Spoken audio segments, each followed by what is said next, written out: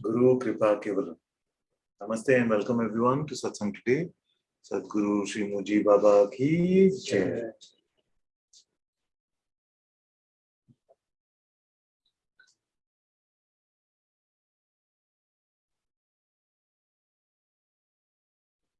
It's a mistaken idea that you don't know who you are. The claim that I don't know who I am, or actually even the claim that I do know who I am, has to come from the mind, has to come from the wrong instrument. In that way, when it's an object of conceptual knowing. Actually, right now, without moving an inch, it is clear to you who you are. You don't have to play with your attention at all. Wherever attention is, it is okay. Whatever concepts are floating through your mind, it is okay. But you are aware. Like sometimes because we speak of awareness like awareness. No? So then it can feel like that will take a lot of getting to. But actually it is the simplest. You're aware, no? Aren't you? You are. Nobody else. You are. So this is the paradigm. So the insight is very, very simple. As long as you're not expecting to find anything objective, to recognize yourself as awareness, you are aware. Even to say I am not aware, you are basically saying I'm aware that I'm not aware. So awareness is inescapable, but it is not perceivable. Are you happy with the unperceivable discovery? Or will you hang on, hold on till you find something you can see? How many are happy even if you never perceive it? Sure? Then it's easy. If you're expecting to find it objectively like this, no, then you'll keep seeking because the self will never become an object for you to find. See? And if it turned out at the end of the day that the self was just another object, then what fun would there be in all of that? Because everything objective comes and goes. So if you're in satsang, I'm setting the expectations correctly right up front so you don't delude yourself. You are not going to find the self as if it is some shiny object that you can then hold on to and say, hey, I found it, here it is. Okay? Fine? Secondly, your thoughts are not going to become scriptural. It's not going to be some fancy thought that you come to a discovery of and you say, Eureka, Eureka, and jump around the town saying, I found it. It is not going to be a discovery like that. So neither at the level of thought, and thought is of course another perception, but even at the overall level of perception also, it is not going to be a discovery like that. Clear? Now, that doesn't mean that there is nothing to discover. That doesn't mean that there is nothing to recognize. So to recognize is helpful because already it is apparent. But let's look together and see that which is apparent is what we are looking for. Is it? Because it's like the spectacles that you're already wearing, but you're looking around the whole house. Like most of us who wear specs have done this, where we've looked around the whole house, but we're actually already wearing them. So that is the seeming process of discovery. Now, in what way to look then? In what way to look? What looking is simplest, prior even to sight, independent even of sight.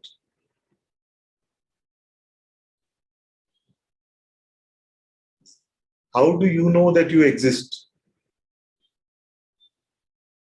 Do you have to rely on a perception to confirm that?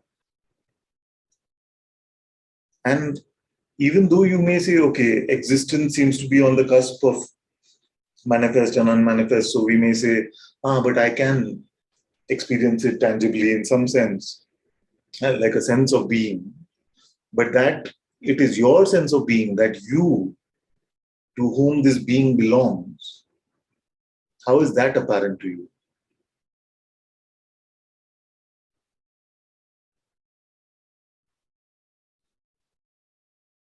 Through which instrument?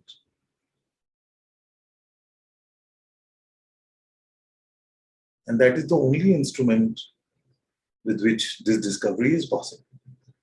See? Now, there's a good news to that. The good news to that is that it is impossible to struggle with that instrument. So, if you're a struggling spiritual seeker, forget it. Forget it. You're just using the wrong tools. You see, using a toothpick to dig a well or something. So, so who's struggling with their seeking? Okay, so you're using the wrong instrument. 100%. 100%. Because with the right instrument, you cannot struggle. You see? Now okay, we'll come to what you will struggle with later. But just remember that if you're trying, if there is effort, if there is like a doing, I have to find myself. Where's myself? Where's the self? Where's the self? How will we do this exercise? No? Like when Bhagwan said, who are you? Who am I? Was he saying, okay, just use your attention, look everywhere, and if you send your attention deep enough, then you will meet a self over there. Is that what the game is? It can't be like that. It can't be like that. No? Then the sages would become unaware of themselves anytime they opened their eyes and had a conversation with someone, because attention would go out. No? Then they're like, oh, I'm lost. No? That can't be it. So it can't be about taking this attention and sending it deep. There it is. It can't be that. You see? And then that would make the self also another perception. Am I going too fast? If it would just be about attention, then to withdraw the attention from this seeming outside world and to be able to take it and send it deep inside, what that inside is, nobody knows, but deep inside somewhere, and say, there it is, hidden behind all the clouds. There, that's the self. No? But then it would be what? A perception, isn't it? It would be perceived. And all perceptions come and go. Like this one also would have to come then for you to say, there you are. You see, it would just have to then appear and for you to say, now you're in my field of perception. I have found you. But that is not what the discovery of the self is like. You see, I'm exaggerating to sound absurd so that it can sound a bit humorous also. But actually, that is the struggle of most seekers. What are we trying to do? We're trying to find the self. Using what tool? Attention mostly. You see? So we want something to come into our attention which has the label, the tattoo self on it. Yeah? And then we say, there you are, I finally found it. If you are not doing that, you could be doing something else, which is also with your attention, to just track for the byproducts. How am I feeling right now? Who am I? How am I feeling? Who am I? How am I feeling? Who am I? Bliss came. Must be doing the who am I really well. You see? Isn't this what most of us are doing? Many of us are doing? Where some of you, and one of you, my child is here also, he said to me, my inquiry has stopped working for me. Because earlier when I used to inquire, it used to feel so good. There was joy, there was peace. Now when I inquire, it's just, oh my. You know? So it stopped working for me. So then I checked with the Sangha also that was sitting around, and most of us were doing that. They were trying to use who am I as a simple question about who you are as a tool to get you some joy, some peace, some bliss. And if it was providing that, you would say, my sadhana, my practice, my inquiry is working. If it is not doing that, then it is not working. But Bhagavan has not said anything about that. He has not said do the inquiry so you get joy, peace, bliss. So we use the tool of inquiry to get to the taste of a particular feeling with our attention. And then it becomes about that feeling rather than the discovery of who you are. You see? So whether you're looking for the self directly in an objective way through your attention, or you're waiting for the byproducts to arise so you can say, I must have found the self because I'm feeling bliss or I'm feeling joy. You see? So if you're having to infer that discovery, then you're still using the wrong instrument. Okay? So don't struggle with your attention to find the self. It is not going to be a perception, and all attention is a term we use to light up our perception. You see? That which lights up perception is called attention. Clear? So that is one way to struggle. So if I'm looking for a coin I lost yesterday, then I can look around the whole house and say, where is that coin? Where is that coin? You see, and if I don't find it, then I can suffer or struggle from it. But the search for the self is not that way. Is this clear to everyone?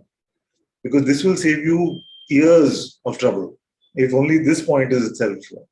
So when you're looking for the self, don't look for it as if it is something you will find like an object. Yes? And what you will find, I will tell you, don't worry. But at least what not to do, I have to clarify first. Yeah?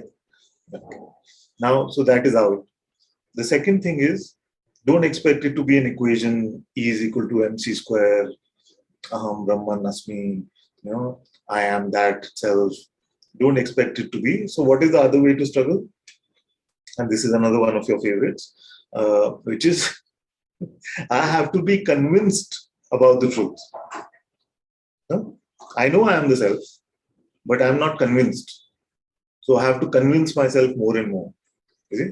So what does that mean? It's basically a construct of belief, isn't it?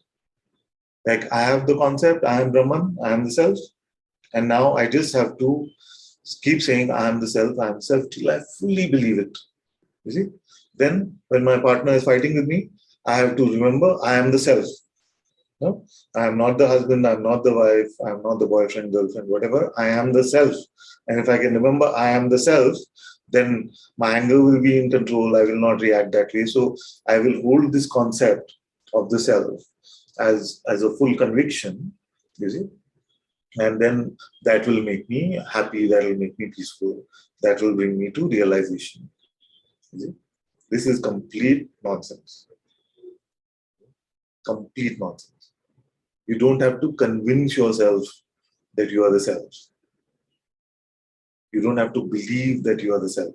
It is not a question of creating a new religion, a new belief system, that you are the self. So don't try to convince yourself. Because all convictions, no matter how deep they are, the world has the ability to shake them. Every conviction that we've had in the past is shakeable today, and your new convictions that you're creating today are shakeable tomorrow. Okay? So just be clear about this. If you feel your spiritual endeavor at the moment is to be more and more convinced that I am the self, forget about it. Nothing to do with that. It is not a belief. It's not a belief. It is not saying, now you had an old concept, I am the person. Don't identify, but identify with the new concept, I am the self. That's a mistaken idea. It's very popular in India also. This idea that I have to get convinced that I am the self. Nothing to do with conviction. I also struggle, I think one more struggle is trying to find symptoms of awareness. Yeah. And symptoms of non-awareness. So he says another struggle is to try and find symptoms of awareness and non-awareness. Is it like the byproduct thing I spoke about? That you feel like you found the self if you're experiencing joy, and you feel like you didn't find the self if you're experiencing frustration or anger or something like that. And try to evaluate on those symptoms. Correct. Yeah. So it's a question of perception again, isn't it? Like where my attention is going. So if I'm doing the inquiry well, Then if I'm discovering awareness, then I must be experiencing some peace or symptoms, byproducts. Is that what you mean? You can contemplate deeper and we can talk again. That's a good thing to discover because these are all the tricks of the mind which enjoys the seeker role as much as any other role. The ego is happy with the seeker uh, as much as any other role. No? So any position, any role which defines you in an individual way with a shape is winning for the mind, isn't it? Seems like winning for the mind. So these two things are very important to consider. So I'm claiming today that you cannot struggle without these two mechanisms. One is to try and understand, which we just spoke about, and then before that to try and see something or find something. Clear?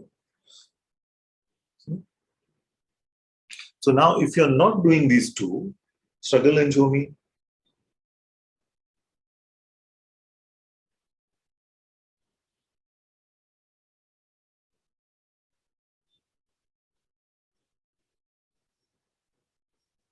These are the instruments of effort to try and perceive something and to try and understand something. These are the instruments of effort. We may call them modes of knowledge, but here the knowledge that comes is effortful. Now I'm going to point you to something which is empty of effort. You see? But you can't take your mind there. You can't take your need for some experience there. Just come with the innocence of a child. Come with the innocence of a child. So, who is aware of your existence?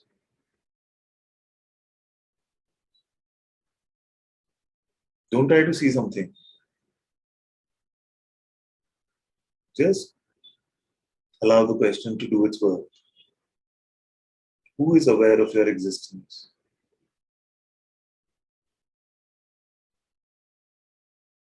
Anybody who feels like it is not them, it is their neighbor, or it is one in the Zoom next door or room next door. Anybody who feels like it is not them, it is somebody else who is aware of their existence. Nobody, no? So all of you are discovering yourself. It is universal. The discovery is universal. The recognition is only to realize that, hey, that is it. And the mind will have 100 things to say about that. We'll come to that in a moment. You see, for now, stay with me. You are aware, isn't it? Are you aware now? You are aware. You confirm that without needing to see something. No? Do you confirm that with the need to see something after seeing something? Are you just like sometimes some of you have this point where you say, I'm inferring that I am aware because I am perceiving, because there is a perception. So don't do that. Meet the question more directly. Now, are you aware? Yes. Don't expect an experience. I see some of you still trying to find it with your attention. Nothing like that. Just simple, simple, simple. If naturally these things happen, it's fine. It's fine. Don't have to resist anything. Don't have to fight anything. But you don't need to go into some special meditative state. Nothing. Just regular stuff. Are you not aware right now? Aware. So this discovery is on the basis of which instrument? Is it not effortless? Okay, let's go step by step. Is it effortless or no? And don't come into any peer pressure. This is not group psychosis or something. So, you see, we just say honestly, is it not effortless? I'm just asking you if you are aware. The confirmation that you're aware to yourself. I'm not talking about speaking the words, the ability to conceptualize, just the discovery, just the recognition, I am aware. Is effortless or no?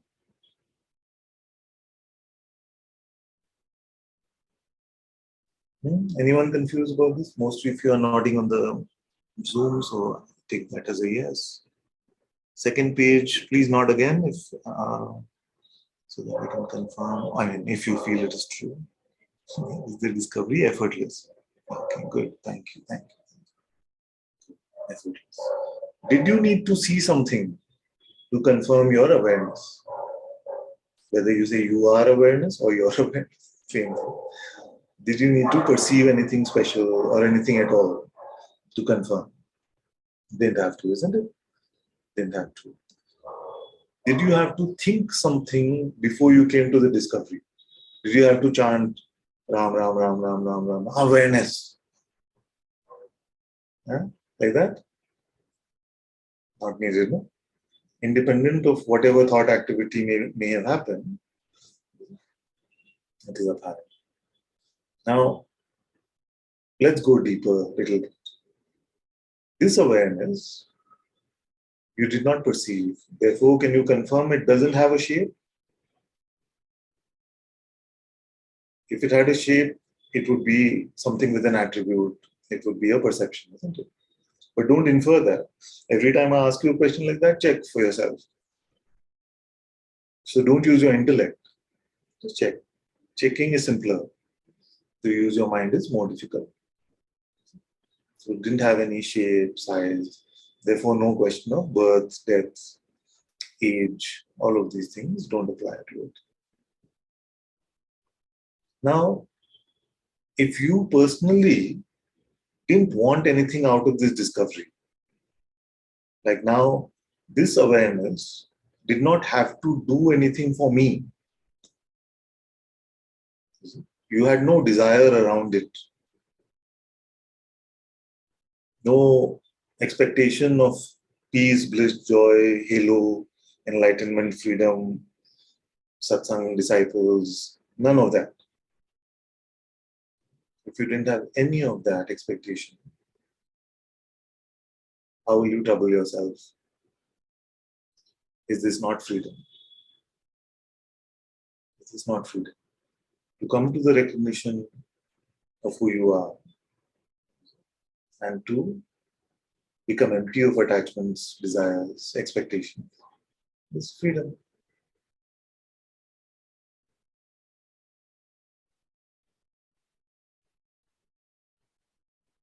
You see? Now, which part, be honest with me, okay? Which part is more difficult? First part, which is the insight, I am aware, or the second part, not to expect, not to have a desire, not to insert it in our in our narrative. The second part is more difficult. You see? Now, this is the trouble with the discovery of the self, with the pristine, pure discovery of the self, that it cannot be put into your narrative. You see? And in the human condition, we feel like without meaning and therefore narrative, there is no discovery, there is no progress, there is no point. Like the point itself, the idea of point means meaning. That's a favorite human question. Say, what's the point of all of this? So if you can allow your discovery to remain pointless, you are free. Who's with me on this? This can seem a bit complex, but actually it's very simple. If you don't burden your discovery with any sort of expectation of meaning or change in life situation or story or any of those things, you are free.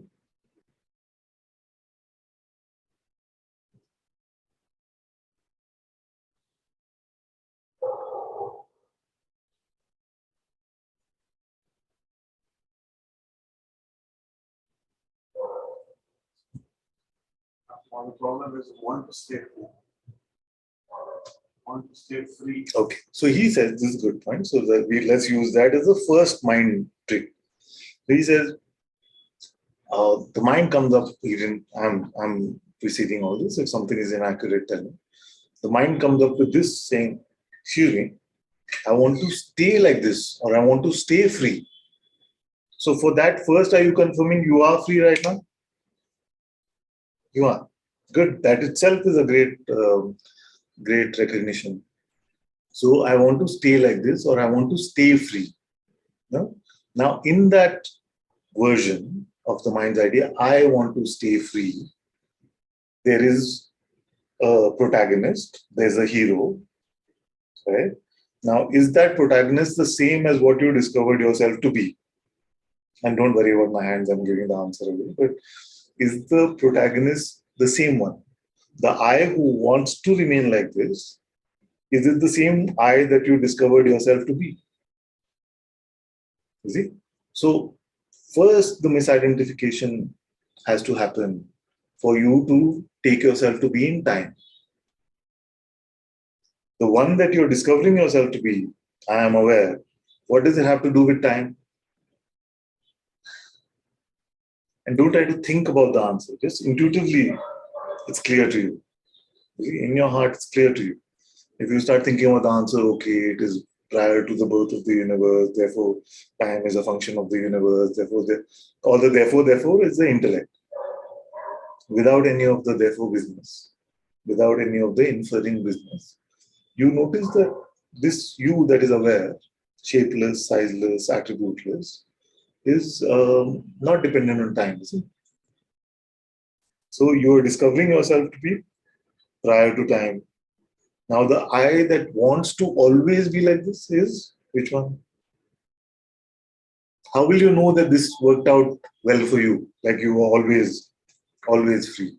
What would you have to track? Yeah. You have to track the time.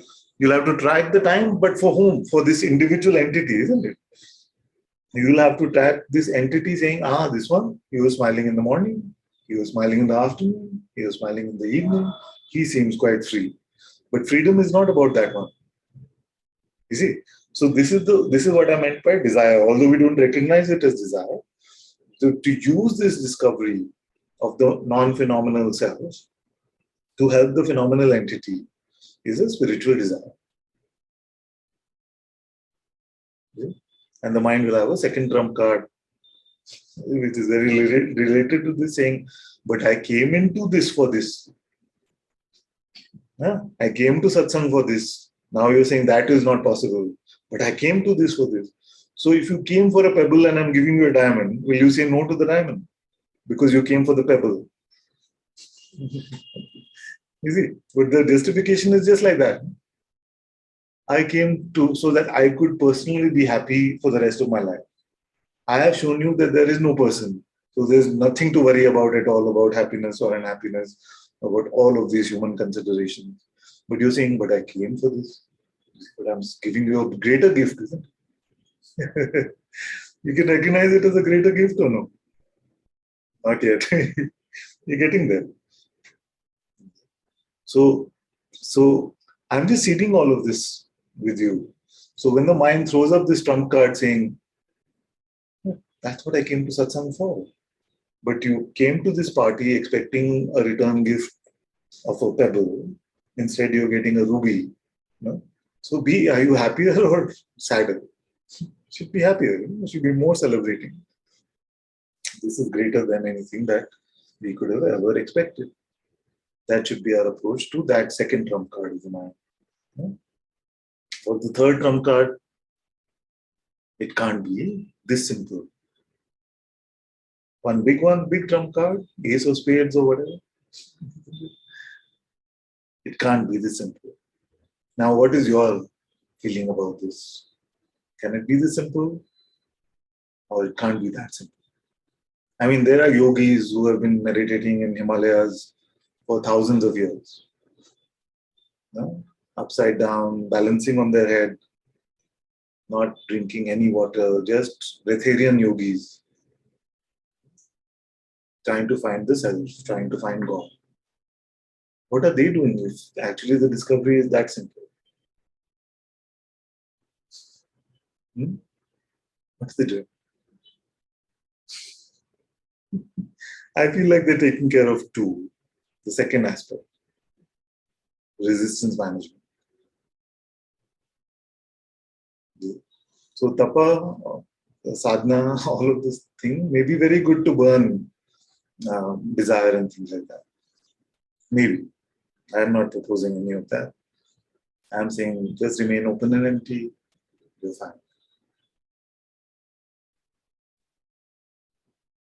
But if anybody tells me that they need to do anything at all to come to the discovery of what they are, then that is a fallacy.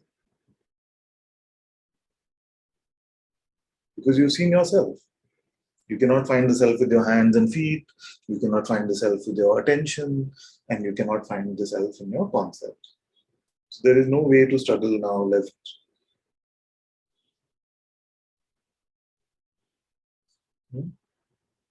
So, what is the third one? Too simple. How many have got this doubt or objection? It's too simple. It can't be that simple. If you had it, you can now throw it away. It is actually simpler than simple. It is the only thing, quote unquote, where you don't have to do anything at all. Because you did not use the traditional tools of the human condition.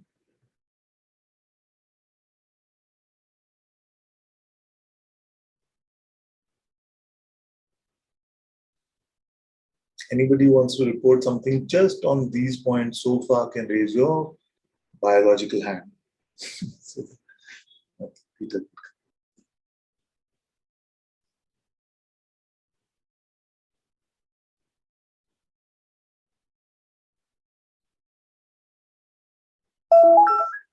Hmm? No? Now it should work. Now it should work. Good. Namaste, Father. Namaste. Namaste. Yeah, there's a subtle point which touches what you said a bit earlier. It is still a bit this attention thing. When you ask us, can you stop being? Yes. When you ask me that, then I notice some kind of an inner movement. It's a movement, and I would say this is a movement of attention. Yes. Maybe it's only attention which goes away from phenomena, but it's I'm not sure. It's very subtle, but it's Exactly. Yes.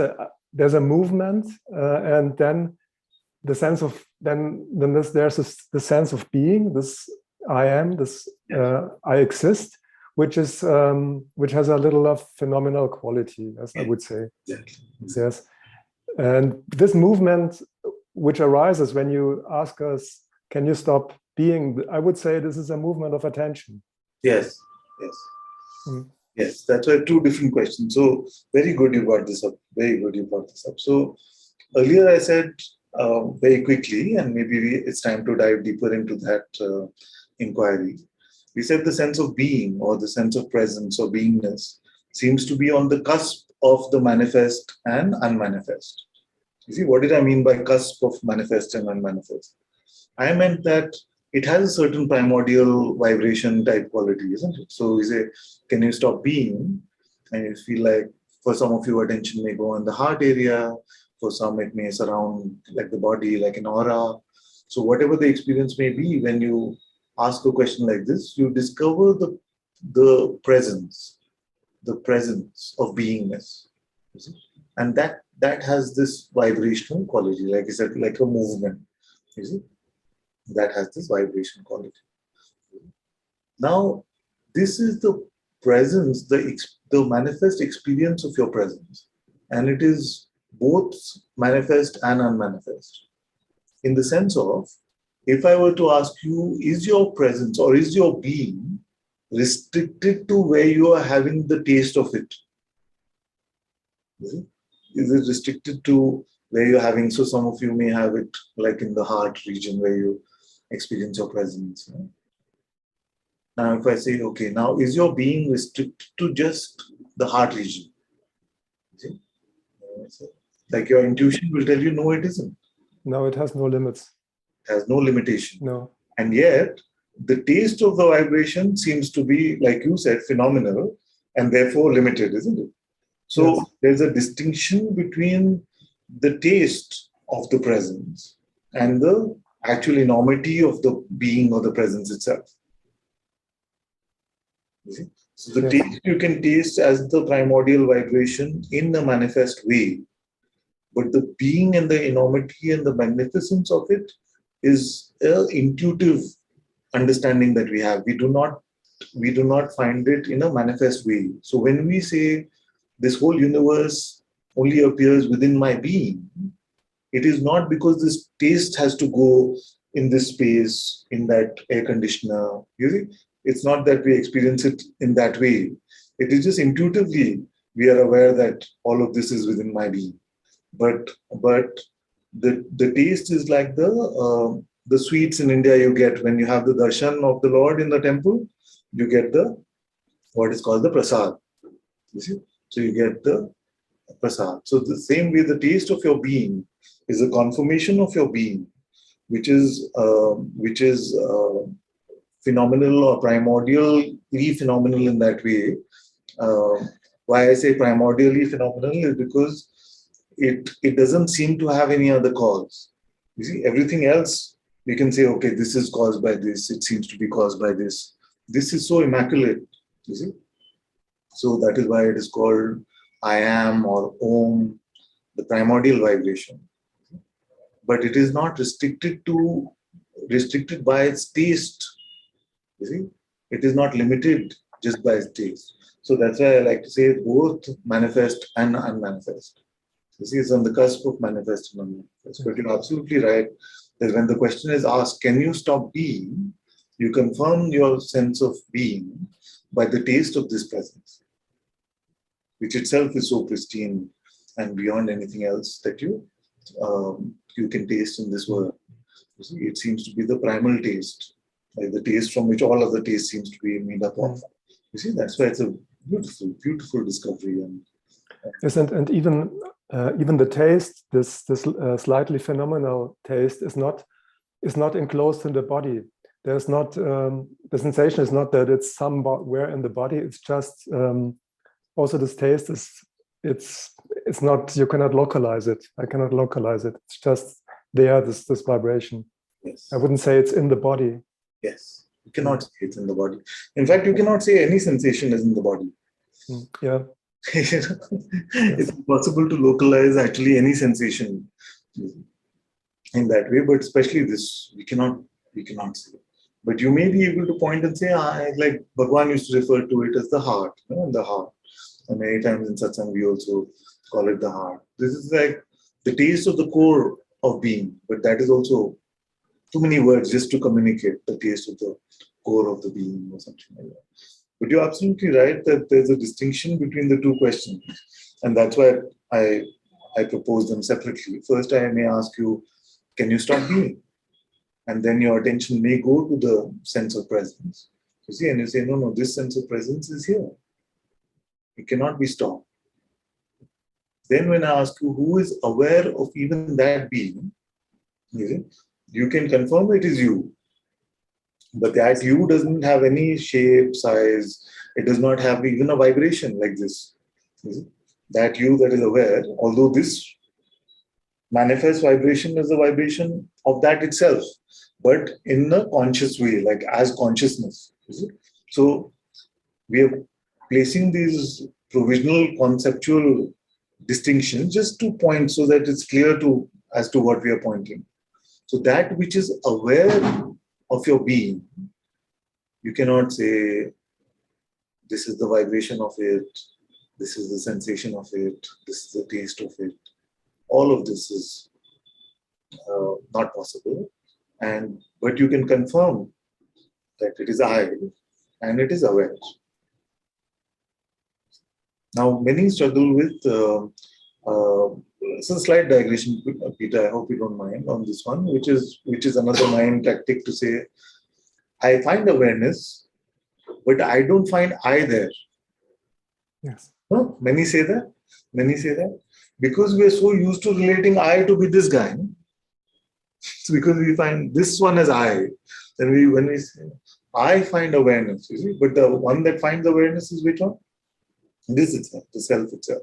Find awareness, but I am not there. You see? But then how did you find it? So then that is just a misplacing of the I on the wrong one still. You see? So then Bhagwan had a beautiful pointer about that. I removes the I and yet remains the I. It's a beautiful point. So the I that we were taking ourselves to be earlier that gets removed. And then what is discovered, we see that, this is what has always been my true self, my reality, I, awareness. So this discovery of I am, this awareness, is so pristine, but because we are so used to talking about ourselves in a localized body-mind sort of way, it can feel like, but I don't find I there. Okay, my dear? Some water, coconut? What are you feeling a bit? No, I just. I know, like.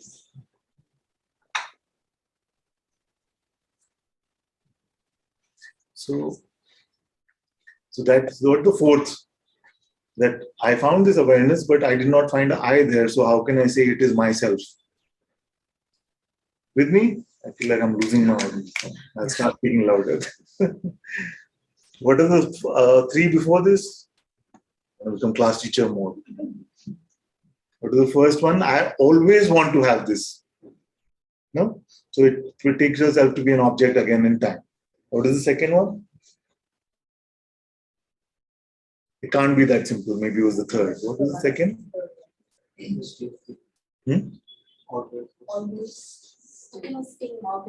First one. First one is always. Second one is can't be this simple. So what was in the middle? Yeah, that's why we have the transcripts. And then now we know this one, which is also saying, I found it, but it's not I. How can I say it is I? I don't find I there. See the word itself. I don't find I there. And it's not that the body mind is peering into that and saying, I looked there. I looked into the abyss of awareness and I didn't find any I there. It's not that way. No? Can you confirm that you're not doing that? Because many can also feel that they're doing that. Many can feel like they put their attention on a dark, empty space, and that is awareness. But I am not that. You see? The opposite of Maharaj's. I am not that. So that's another trap, by the way. The mind will make an image of a dark, empty space. Hey, this is awareness. You see? So then when we want to escape to awareness, many times we feel like, okay, I'm that dark, empty space. Nothing is happening to that dark, empty space. You see? So that's maybe as close as the mind can come in its imagination capabilities to awareness.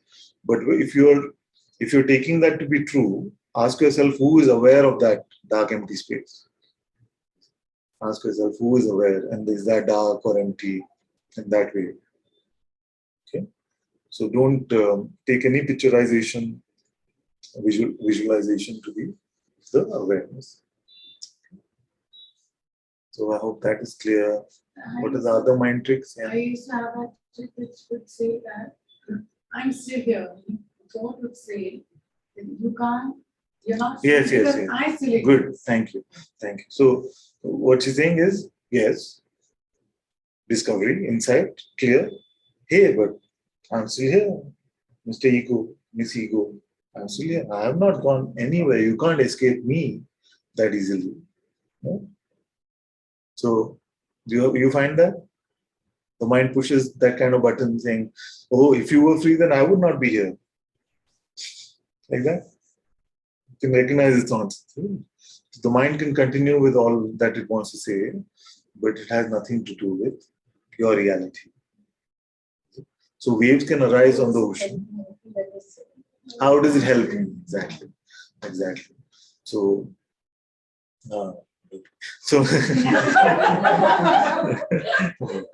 very, very like affirmative first.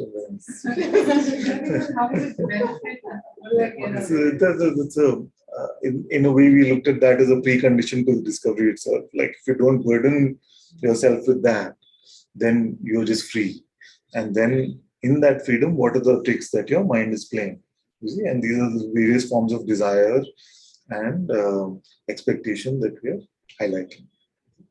So that way. So okay, I forgot what I was going to say, but we can look at what else the mind trick. So the idea that the mind should stop. You see, I have not come to Manonasha yet. You see, now that statement that I have not come to the end of the dissolution of the mind yet, is it a thought or no? Yes. So by repeating a thought and believing it deeply, are you going to come to the end of thought? You're not going to. It's like saying I'm going on a diet. My diet is to eat laddus every second of the day. See? So I want to lose weight. I want to lose weight. By consuming weight, you will not lose weight. By consuming calories, you will not lose weight. So by saying I want manonasa, I want the end of the mind, and give belief to that thought, you see, is to consume more thoughts, more calories. So it is not the best diet. So don't let any thought, even about what the outcome should be, convince you that you are not free, that you are not there yet. By thinking about the end of thought is not going to get you to the end of thought.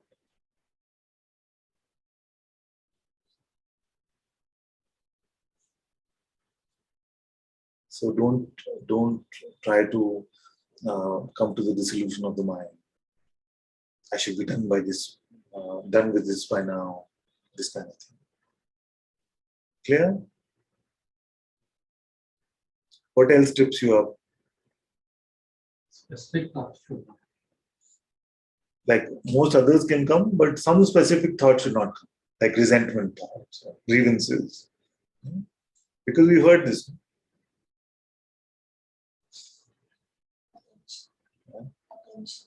Attention. Yeah, my attention should only be with my being or something like that. Attention can't go to worldly things. Control. You should be able to control your attention.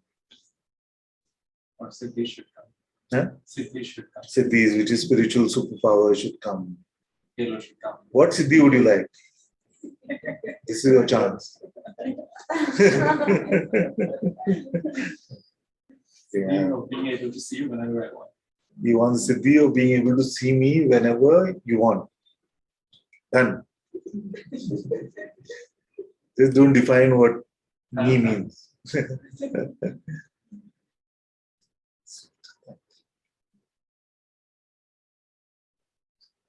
Second one was, this one should help my life. Where is my halo?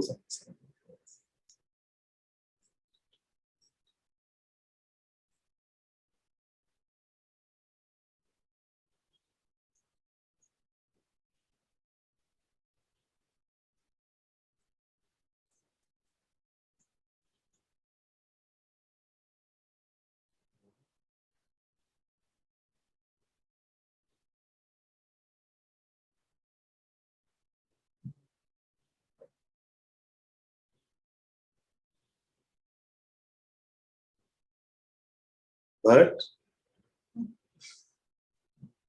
at this tip I have for you is a master key.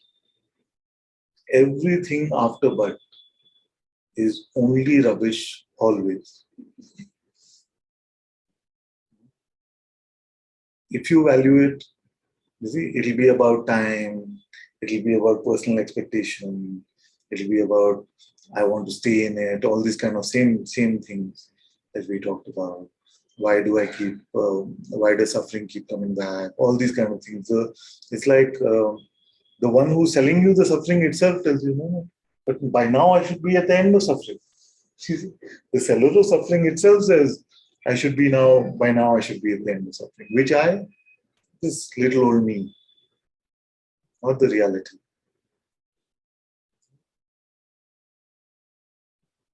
Who's come to Satsang first time today?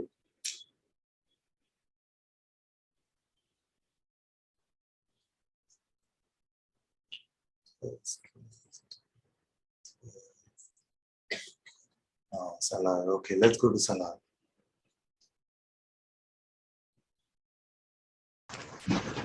Hello. Hi. Yeah. Okay.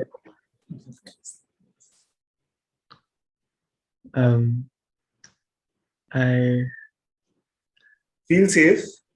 Feel as if you're at home, because it can be a bit intimidating during your first satsang. These are 110 strange people. First time you're meeting them, so it can feel a bit strange, but just take your time, feel at home. And if there's a question that seems relevant or important, or a report that seems relevant or important, you can share.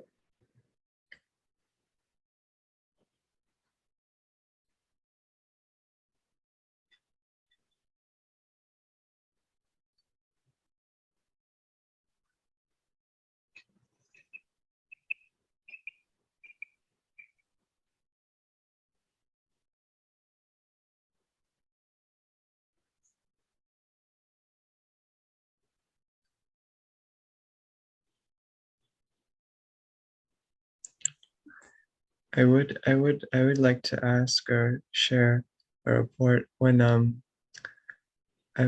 it seems I can't let go of trying to find it as an object.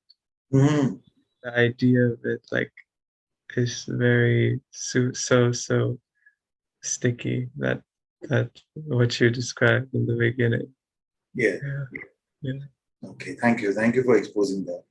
It's like the seeker conditioning. In a way, I'm speaking generally, but you can also tell me if this is how it feels.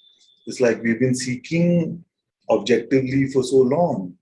It feels like so deeply ingrained that we won't be satisfied unless we have a magnificent experience of an objective self, which we can then claim and say, hey, that was it. Now I'm done. You see? And yet, and tell me if this is true for you, but for many who are looking for those objective experiences, they've also had many of them. You see? They've had also many of them, and many times you see a lot of fireworks, a lot of things. Sometimes you may see like the universe becomes tiny in front of you, or you may see some boundless space, or you may see the form of the Lord as Krishna, Ram, Jesus, whatever you may see. You see, and many who are seeking these experiences also have them. But what happens is that we said, okay, once I have the experience of it, I'll be done. But I've not met one like that. You see? I never met one who has a spiritual experience and says, done. I wanted an objective experience of the self. I had it in a vast, magnificent way or the super subtle way, whatever. I had it, and I'm done with my seeking. I have not come across such a one. You see? And funnily enough, this is the example of Arjuna in the Bhagavad Gita, isn't it? So Lord Krishna already told him that the self is not objective, not phenomenal. It is beyond birth and death and time. You see, but Arjuna keeps saying, show me your magnificent form. And he does. You see, the Lord shows him the magnificent form of God, which is beyond imagination. And yet Arjuna was not free after that experience. Forget free, not even at the end of suffering. Not even the end of that particular suffering. So this is the thing with experience chasing. That you get an experience, then you want more and more and bigger. Because you will only ultimately be satisfied with the non-phenomenon. You see? Because in phenomena, things can always be bigger and better. You see? Always be bigger and better. You may see a magnificent experience, but your mind can still say, you can do one better. You see? If not one better in space, it will say one better in time. Oh, it lasted only 5 minutes. It should have lasted for 5 days. Then I could have said, this is like the story of Buddha or something, and then I'm forever free. So it will always tell you more and better if it is phenomenal. You see? So what is the antidote to this? The antidote is to just remind you again and again that don't look at it that way. You see, don't look at it that way, because that is a fallacy. It is ignorance. And you will something will settle with this reminder, because it is coming from within you itself. The words of satsang are just reminders coming from your own intuition, reminding you. You see? So it will settle with that, and you're already nodding. So I can see there's confirmation of these things happening with you also. I'm sure you had plenty of spiritual experiences where, if you were just starting your journey, you would have said, if I have even one of those, I would confirm that This is the self, there is a God, it is clear, it is apparent. Even one of those. And you had many of those, and still we are not done. So that experience chasing actually never ends in that way. So it only ends when you meet yourself without the need to experience, without the need to taste an attribute of yourself, and you don't burden yourself with personal expectation or spiritual desire. Just God for God's sake, or truth for truth's sake, not so that it can do something else for you. Just, I want the truth because it is true. That's it.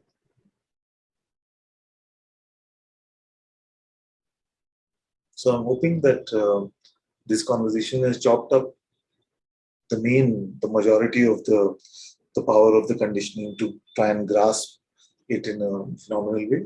Some of it may just flicker because we've become experts at it in that way for quite some time. So it may stick around for a bit in some way, but the trick is not to beat yourself up about it. Don't say, "Oh, I still have that. I'm not worthy," or some nonsense like that. Just keep reminding yourself of this, and it will neutralize the false conditioning. So the power of the words in satsang, of course, is much beyond words. But one of the useful byproducts is that they serve as antidotes to other concepts. So if you have a concept, I need to find God in this way that I can grasp phenomenally, and a credible source has told you that that is not the way to find, then that does have a neutralizing effect somewhere, you see.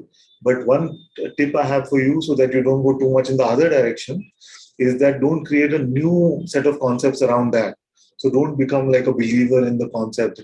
No, all those who are looking for God in an objective way are stupid and they don't know what they're doing. I'm done with all that business. I'm not seeking anymore. You see, all of that. Don't get into the other end of the pendulum. So the mind can only understand the opposites. I'm pointing you to a neutrality. You see? So anytime you find yourself becoming too strong about a particular position, just soften it up. Soften it up. It's okay. It's okay. So because the whole conversation is about how the truth is not objective, then to try and come to some objective conclusions about the truth is a great fallacy, isn't it? So but we are used to using our intellect. So we swing between the two ends. So, yes. I want to find God objectively. No, I'm not seeking anymore. You see? So I'm just done with this stuff. So don't create any new positions about yourself, about your false self, which is as much a fallacy as the old one. I feel you'll be good. You'll be good.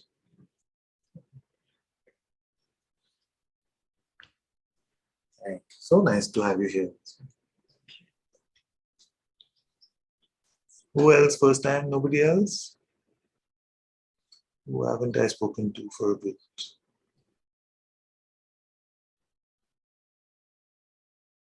Let's see. Let's go to Muni.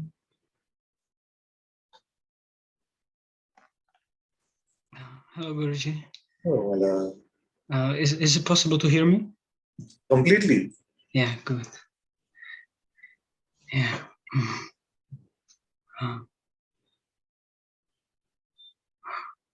I don't have anything strong like a problem to solve. Just felt a little bit today just to come up because I haven't spoken to you for quite some time. Yeah. Very good. So, what's your report on our contemplation so far today? Yes, when we were checking like what can the mind trip up, even now maybe before I put my hand up, it was like in this like conceptual emptiness, like there is no even question of awareness or something. I wasn't like struggling with it, but have I really like what you're pointing to, like the simplicity of, is it like, or yeah, something like this? Yeah. Yes. What we said is that in conceptual emptiness, Even there's no awareness also like that. Is that what you mean? Well, I am still here somehow, and like yes, but like this cover. Actually, it's very good. Let me say a few things about that, and then you can come in also. So, the term, any concept is a concept. No? So, even the concept of awareness, as we used to point, you see, and say awareness, you are awareness, you see, then loses its meaning in that way. You see? Just like the roadmap loses its meaning once you've reached your destination. If you were using Google Maps to come to Satsang, and then in the Satsang hall also you're not listening to me, you're just looking at the Google Maps. What are you doing? Turn it off, you see. So if awareness is a worthy pointer, because it is useful to point you there, but like every word, it can be misunderstood, it can be misused. Maybe it was invented to convey something else. Maybe it was used to convey the extent of attention on something. So I'm more aware of this or less aware of that. You see? So, but we are using that term in satsang in a particular way. But once you have come to the home, then you don't need the map anymore. So all concepts then can be dropped. Then what can happen is that your intuition, your heart may also may also use these words to communicate. So somebody comes to you and says, "What has happened to you? What did you discover?" So then you may say, "I found that I'm awareness." So in that way, the vocabulary is still there, available for intuition to use, but not so that you can build a conceptual house in that anymore. That's why I love the term used in your conceptual emptiness. All terms, including awareness, consciousness, body, world, universe, even guru, disciple, everything goes. It's like not that I'm lost, but I feel very much good, even though these sensations are still playing. But it really kind of like I don't know if still being was clarified that like not seeking for the byproduct somehow, because that was very somehow very strong here. So yeah, somehow Very good. Very good.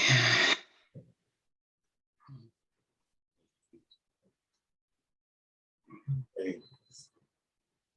Thank you. Thank you. Okay, let's hear from Kavita.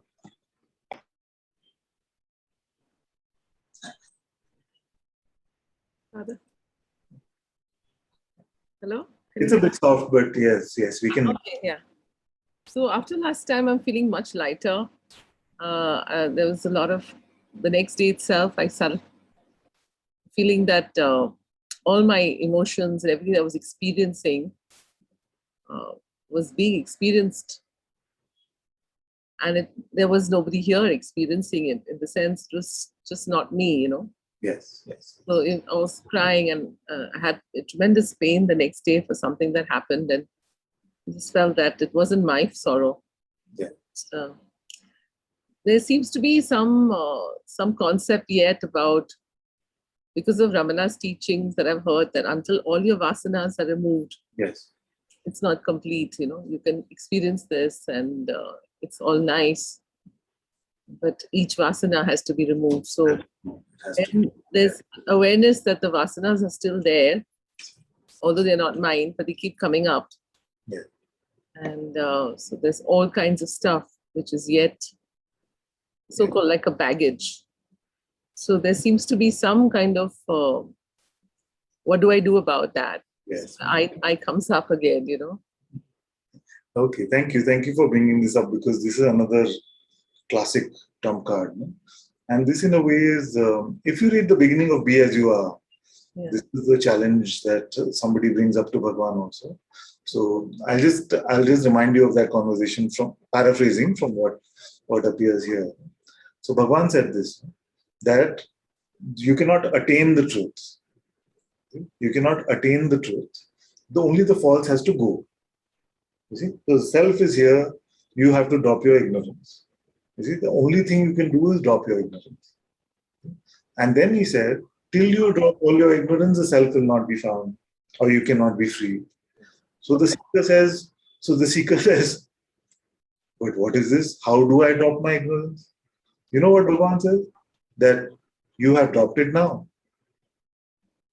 It is true for you right now. You see?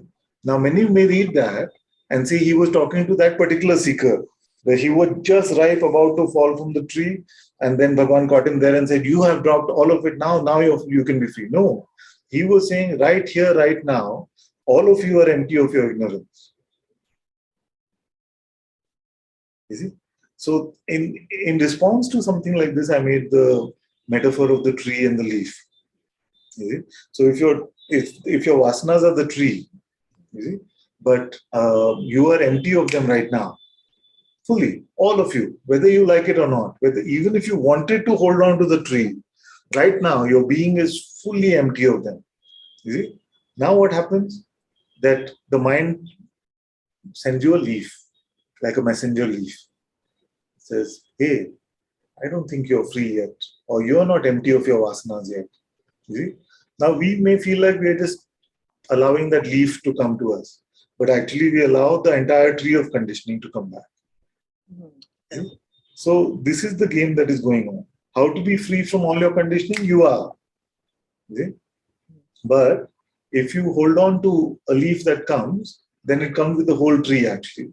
The whole tree can be reinvented again the minute you say, I am still not free. You see? Now, what all conditioning have you picked up in just that one idea? You have picked up the idea of time. You have picked up the idea of Kavita.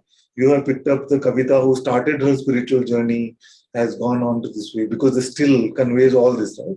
So every word is so heavily loaded with conditioning that your entire persona seems to be contained in just that single leaf. You see? So how to come to the end of all vasanas? Like this. See? Then how to come back to all of them? By plucking at one thing. See? That's why I say that it may seem like, oh, just don't believe your next thought, but what will happen to the rest of my conditioning? There is no rest of your conditioning without your next thought. You see? That's why it's such an attack on the plan of the mind. Just this simple pointer, don't believe your next thought.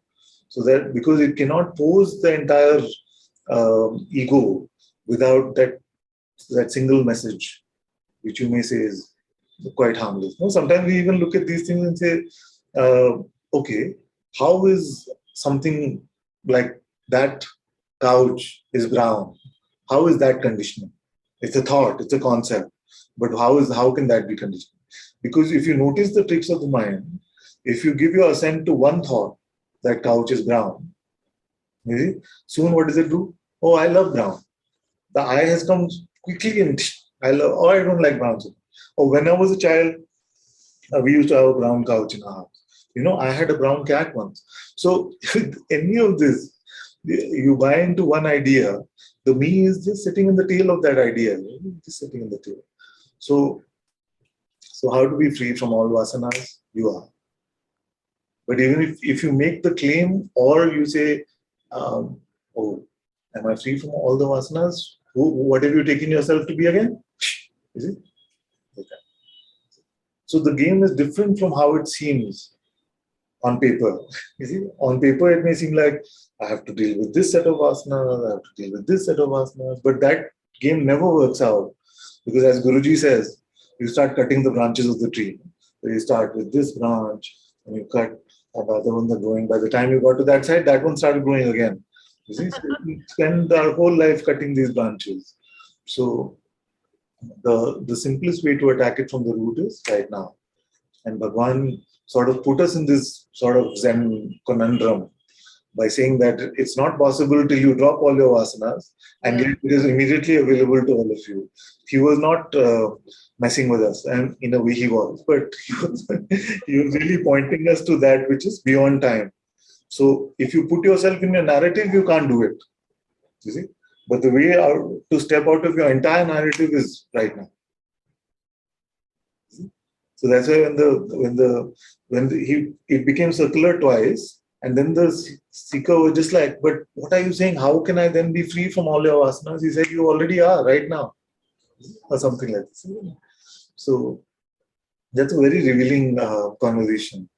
And that's why for a bit, I wanted to distribute the first 2 chapters of Be As You Are to everyone who was coming to Satsang. Can we get it actually? I'd like to read something. If we have a copy, I want to revisit this part of it. I feel like it's quite useful. There's a lot of devotees say that who are with Ramana, they say they do hours and hours of self-inquiry a day. I've heard David Goodman say that in one of his videos. See what, my dear? Sorry, I missed that. The hours of what? Hours and hours of self-inquiry they do. Yes, and yes. hours and hours doing the who am I, and it's a non-stop thing, Yes, yes. So isn't that then taking away exactly from what you said? Because that's, in a way, you're buying into somebody that needs to get released, or you're buying into that whole concept of there's someone Yes. that needs to do this self-inquiry, and it defeats the purpose, right? Yes, my dear. So that is why it's so beautiful. And David Godman actually himself is partly responsible for this. The Be As You Are is written in a way where Bhagavan has clarified that if you are done in the first chapter, you don't need to go to the second chapter. You see? So the first chapter is that you are the self. You see? Once it is apparent to you, you don't need to go to second, or I don't know where self-inquiry is, maybe second chapter or third chapter. So it's a reverse sort of book where you can stop at where you feel like you're done. So there's self-inquiry. Then later there is even about chanting and prayer and all of those things, right? So he says, at whatever point you feel like it resonates with you, you come to your discovery, then that is enough. You don't need to go further. And self-inquiry is not the first chapter. So it is, once you come to the recognition, then nothing obviously is needed, because you find that you've never left the destination actually. You're always there. You see? So a lot of it also can be used as a practice for the second aspect of it, which is the resistance management part of it, which is the mind keeps coming back with new propositions that we believed in the past so much. So how to be empty of those, like we were talking last time in terms of recurring patterns of thought, and how to pull them into the inquiry. So in that way also the inquiry is helpful. But those who are free don't need to inquire. Okay? Ramana did not say that I myself am inquiring all the time. So everybody is free, like in that sense, right? Yes. But they play as if they are not when they are in the throes of these conditioning, these vasanas. So how to be free from vasanas? Recognize that you are. If you can't recognize that you are, inquire. If you can't inquire, pray. If you can't pray, sing some bhajan. If you can't, do some hatha yoga. If you can't do hatha yoga, then lie down. I don't know what it is. It created at times a full flow chart as to how what is possible for us to do to find God. Bhagwan also spoke about surrender, right? So surrender also would mean that there's someone to surrender. Well, the starting point is that there is someone. Yeah. The starting point is that there is someone to either inquire or to surrender. If the starting point itself, it is apparent there is no one, then no surrender or inquiry. You see? Now, what happens when you inquire? You are saying, who witnesses this thought? Say, I witness it, I am perceiving. Who is aware of this perception? You come to the discovery of what you are, and you see the thought is not about you. You see? What is surrender? Thought comes, you say, not my problem, Father's problem. You see? That is surrender. In both cases, the thought does not get a hold on you, and you don't make yourself into a shape which the thought is proposing. So it's working at that level of deconstruction. At the same level, you don't buy into the concept which the leaf is proposing, and then the tree cannot have a chance to grow there. Thank you, Father. Thank you so much. Thank you.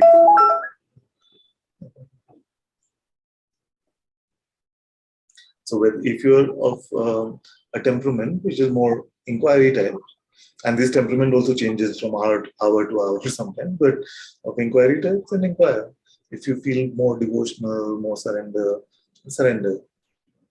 If you feel like none of this is true, and as long as it's just not conceptual, it's not just like a conceptual Advaita, but it's just true inside, and you can smell it onto yourself. All of you know in your heart whether something is just mental or it is true from the heart. So use that sense of smell in that way, so that you don't get trapped in any sort of spiritual ego, like a conceptual Advaita. But I am the self. Why should I inquire? That sounds like Ravan. But I am also God. Isn't it? I am also God. Why should I bow down to Ram? He was right. He was not wrong. But it was coming from a limited conceptual place. But the words were accurate in a way. so the same thing, when it is inside from the heart, is pure fragrance. And when it is just dry concept from the head, is just spiritual garbage. So that's my advice, that although the truth is super simple, the minute you make it conceptual, the same truth will bite you. So don't take either position that I should do or should not do.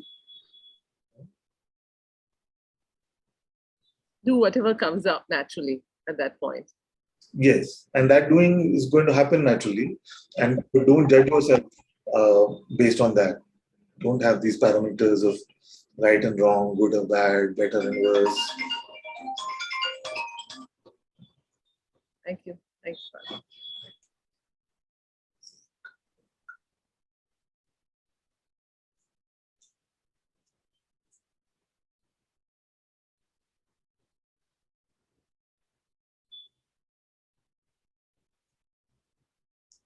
Okay, there were those that have spoken already. Can I request them to put their hands down? And let's go to Shrikant.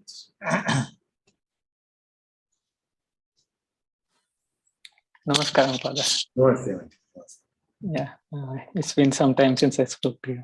Yes, how are things in Hyderabad? Good? Okay, good.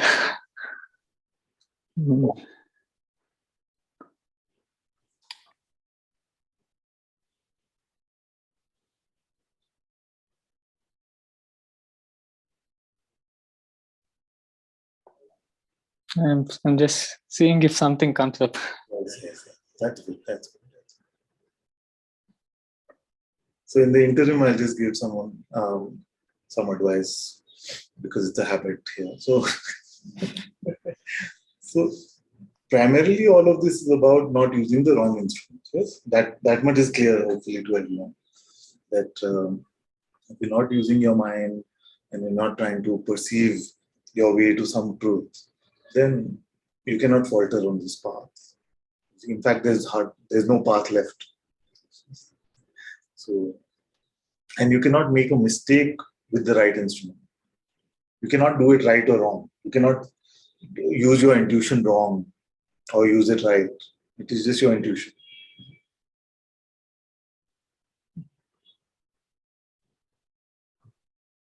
I was not able to understand what you're saying. So what can happen is you can try to use your mind. Think. What is 42 multiplied by 37? Huh? So you may say, okay, 2, 7, 14, 1 carrier. You may do all of that. But God cannot be found in that process. You see? So, in the same way, you may say, okay, Shankara said like this, Bhagwan said like that, Guruji says like this. Now, can I put all of that together and create a huge, beautiful set of concepts which then become my God, and I can be free? It cannot work like that. You see? So you cannot put the best spiritual concepts together and make a house of freedom. You will just make a house of spiritual ego. You see? The second thing we've spoken about a lot, which is you cannot really go on a objective journey, like a search. Trying to find something. In a perceptual way. So these are the wrong instruments. Now, to use the right instrument is to only stop relying on the wrong instrument. That's all. Can we say keeping quiet? Correct. Exactly. So what Papaji meant when he said keep quiet was exactly this. You see? But it has been misunderstood to mean something. That not talking. As not talking. Yeah, something like that. So So this is just, all of this satsang today is just a clarification of those two words, keep quiet.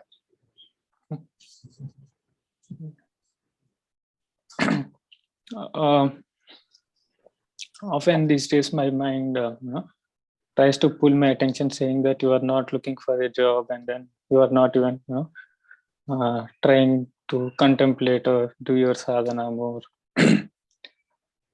Somewhere I know that this is how mind is gonna try to pull me. How can you try now?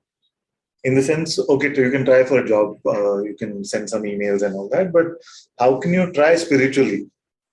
I have closed all those doors for you. Like, try with your intuition.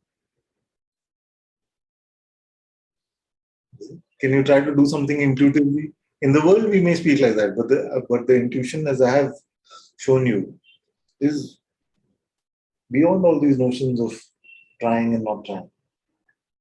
Yes, Father, whatever is happening, that is intuition, Father. Huh? Is whatever happening, is that intuition? Everything is the grace of this intuition, we can say, in one way, because this intuition itself is the Sadguru presence. You see? But I'm saying that, can you go to this intuition and try to live your life from there? Can you try over there? No, we can't do it as an individual. It is just the absence of trying with the wrong tools. That is the presence of using the right tools.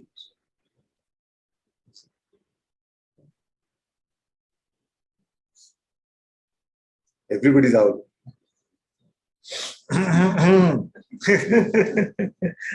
How to use intuition? Huh? Know how to. Then how to. You see? But there is a precondition in a way. Like, if you don't rely on the wrong instruments, then that is the how to. But Because it's almost like waiting patiently. I mean, I'm painting a metaphor which is going too far, maybe. But your intuition is just waiting patiently. Because it's timeless, it's not in a rush. It's just waiting.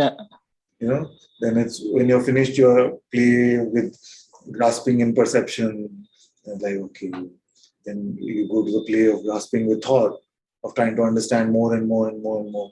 You see? And intuition is waiting patiently. And the instant you're done with that game also, it's not that you're lost. Nobody has reported, except when they take a feeling of wobbliness to be lost. You see, nobody has dropped the reliance on perception and concept and said that I am lost. You see? That's astounding, isn't it? Because we rely on perception and concept because we feel like without them we are lost. But what is your actual report when you do it? In fact, that is when you report that you are found. It's astounding, some of these things, as to how upside down it is in our minds. You see? Now the mind is troubling him, saying, you're not looking for a job. At least become a superstar spiritual disciple or whatever. You're not even doing that. You're just wasting time on, Hotstar and watching cricket and, sleeping. It's pushing your button that way, It's pushing your button that way. So don't worry about it. Yeah, then somehow I read this Sai Satyavitra. CD Sai Satyavitra, and it says Shraddha and Sabhuvi. And then I was listening to when I spoke to Muji Baba, I was listening to that part from Tiruvannamalai videos. And then even Muji Baba was saying the same, Shraddha and Sabhuvi in a way. Very good. Very good. When you sorted. In a way, at least I know.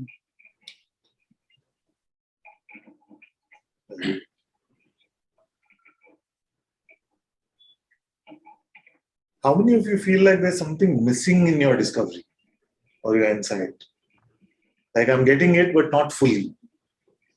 Can you get it halfway? That's another tip. Maybe we should make just a booklet of tips, tricks from the mind and tips to overcome them from this transcript. Like, yes, I've had some glimpses. I've heard this many times. I've had glimpses, but I've not discovered fully. Now, can you discover the self halfly or quarterly? Can you do it? Try to just discover a bit of yourself. It's impossible to do. Is it? So what you're claiming you have done is impossible. You cannot just have a glimpse. Like, oh, the self was very shy, so the self just gave me a little glimpse. It's impossible to do. And then who is trying even? Who is trying, of course, is a bazooka question, but you notice the nonsensical propositions from the mind, which tells you, but you only had a glimpse. You've not seen yourself fully, because it is trying to put the self in worldly terms of space and time. It's not like that. Try to see just a part of yourself. Can you see? Just see a little bit of the nirguna, little bit of the attributeless. Can you do it? Absurd. Absurd when I point it out like this. But when the mind is whispering to you, saying, you had some glimpses, but don't act too smart. You've not found the self. You know? It whispers to you like this, no? The doubter's voice. It comes and tells you these stories. But investigate that. Can you even do what the mind is proposing? Just get a glimpse. Hasn't it bothered many of you saying, you had a few insights, you come to satsang and you get a few insights, but where does it all go in day-to-day life? Really? This kind of stuff.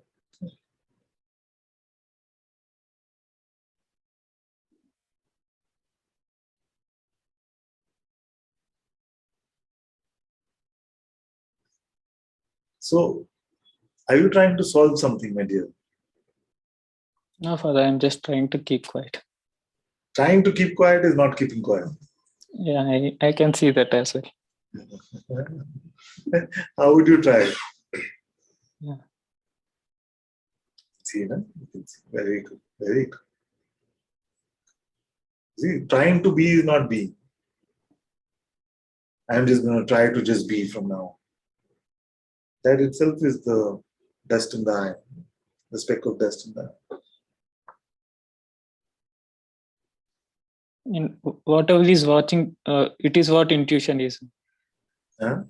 Whatever is watching, this all happening, it is what intuition is. In a way, yeah, I won't argue with that, because we're not trying to make conceptual bundles of separation.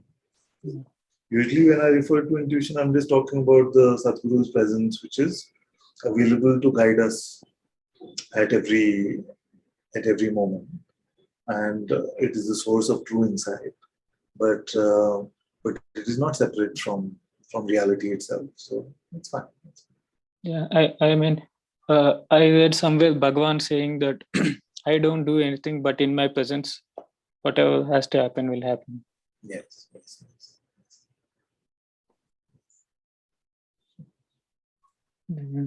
Sometime in March, I am trying to come to Bangalore. Good. Yeah. Whom should I approach for this address or details? Are you on this in the groups, the WhatsApp groups? No. Okay. So you could write to Jyotima and connect with Jyotima. Jyotima. Yeah, she's on Facebook as well. You check No, her Facebook? I'm on Facebook. Yeah. So Jyotima, you can find there, and you can write to her. Somebody in the Sangha can give you her contact even now. So she'll help you much. Thank you. Very good, very good.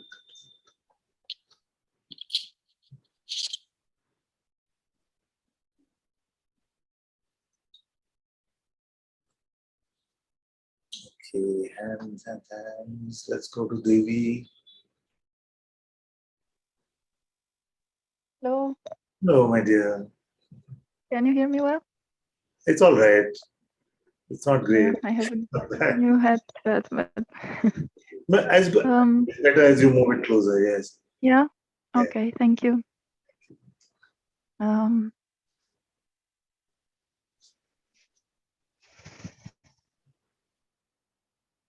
Mm.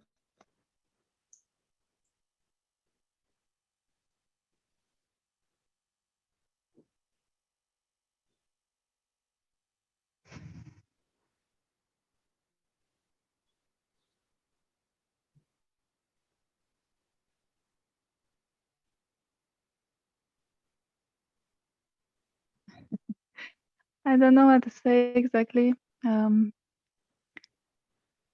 Just the last few months, I didn't speak to you, so I wanted to come and speak and also like share a bit what's been going on. Yes, yes. Like there are periods and periods. There are some, like recently there was a quite a long period, long for me, long, where there was more clarity. Like I was more. It was like an intuition, not fully felt, but there was an intuitive sense that I am awareness and I can just not identify with anything. And it was very, it felt very powerful, like just a small switch of perception, but very, it had a power. Before, like I was only maybe trying to believe it or to see it, but I couldn't. Yeah. But somehow then the depression comes back and it's very blurry again and it's very dark and like I feel I cannot do anything to get back the clarity.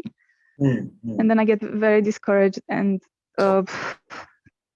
even today, like I don't feel there is this clarity to see, but I also feel there's more space in me, like also for trusting more in grace. And I also want to ask for your grace, like whatever is in the way and whatever is, I don't know, I feel there is a lot of defending the mind. I can see it sometimes, like, but it's not conscious or it's not I'm willing doing it. It's just there. And I can only trust grace that something will change in time or suddenly or however it will be. Yeah. But my heart is with this, like my longing is for this. And whatever I can do, what I know this is person speaking, but I feel there's also needs to be like like an aspiration, like yeah, something that I also have to do, like some effort and some showing up and putting my hand up, which is still very hard. Like there's a lot of shame many times that I still come like this, but I have to come. And yeah. Very good. Let's see if we can provide you some tips today. So yeah.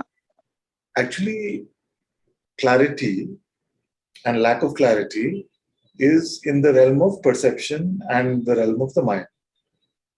See? So in perception means there could be a lot of smoke in the room, so I can't see everybody's eyes clearly, or the lights go off, so it becomes very unclear. So that's the clarity at the level of perception. The second level of clarity is in the mind, where you could say, yes, my concepts are clear, I'm awareness, I cannot be confused, it's pretty clear. And then blurriness looks like, I'm awareness, I know, no, I'm not, but I want this one. It's just a bit all over the place, it can feel very blurry. Attention, you see, you can feel like lack of clarity because attention is very restless. It is here. That can feel like very disorienting, almost like you're in a roller coaster if your attention is playing like that. But I have some good news for you.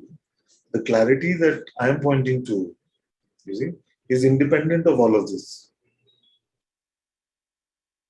Whatever may be happening in the mind, whatever may be happening in the world, in any phenomenon, where I'm pointing to you to is always clear. And to get there, all you have to agree is not to take what the mind is proposing to be true. That's all. And that also not with the whole mind or something. Actually, there's no such thing as the whole mind. Just your next thought. When thought will come, it will say blah, blah, blah, blah. You say, blah, blah, blah. Just don't do that. See, what is that? That is the power of belief that consciousness itself has. And many of you report to me that I can't do it. It just happens, this kind of thing. But then you're taking yourself already at the starting point to be something other than consciousness. If consciousness can't do it, then there's no chance for anything. Consciousness, all happens in the will of consciousness. So you are this consciousness. As being, you have the power of belief, and you can allow to not believe. Like you can allow it to come and go. You can remain in the unborn. Nothing can take this power away from you. Nothing can take this power away from you. Now, and it is easier to see if you don't make it a big project that needs to be done in a lot of time. If you just see that I'm just talking about the thought which is going to come now. See? The next thought. Just let it come and go. That's it. That's all I'm saying. And as you allow it to come and go in your heart, see, and the heart is apparent then, what you truly are is clear. And that clarity is never shaken. You see? It's like Sadguru presence is never shaken. So the need for clarity is still a reliance on the wrong instruments. Let it be blurry. Let your head be full of blur. So, but if you rely on the heart, it doesn't matter. If you don't have to take the road which has the traffic jam, you are fine. It doesn't matter. You see? So the mistaken idea that I can get some meaning from my head, which can be valuable to me, keeps bringing us back to the head. You see, I was telling another child that actually what the mind hates the most is the lack of meaning more than suffering. You see? So the mind, if it was up to the mind, it will pick suffering over the absence of narrative. You see? Because it hates to like what's happening with you right now. I want to tell you something really interesting what's happening with me right now.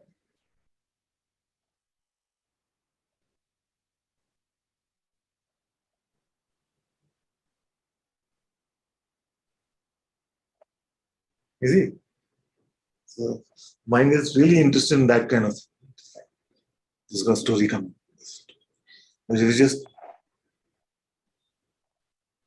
you see? So we'd rather be able to insert, oh, I'm having a tough time, these things are really bothering me, I'm getting really shaken.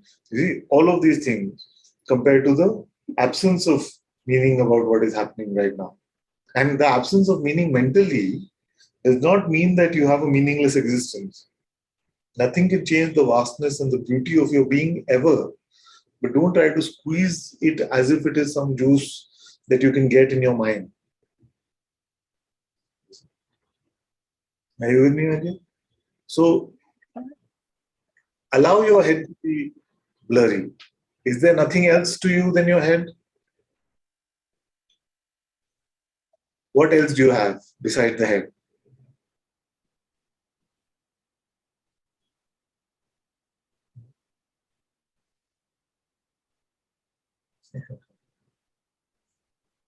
What else do you have?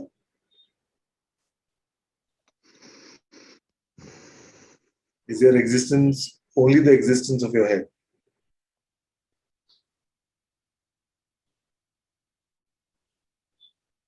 I was telling Atmaruti also the other day that you have sensation in your fingers. You have sensation. Yeah. Yeah. Is that blurry?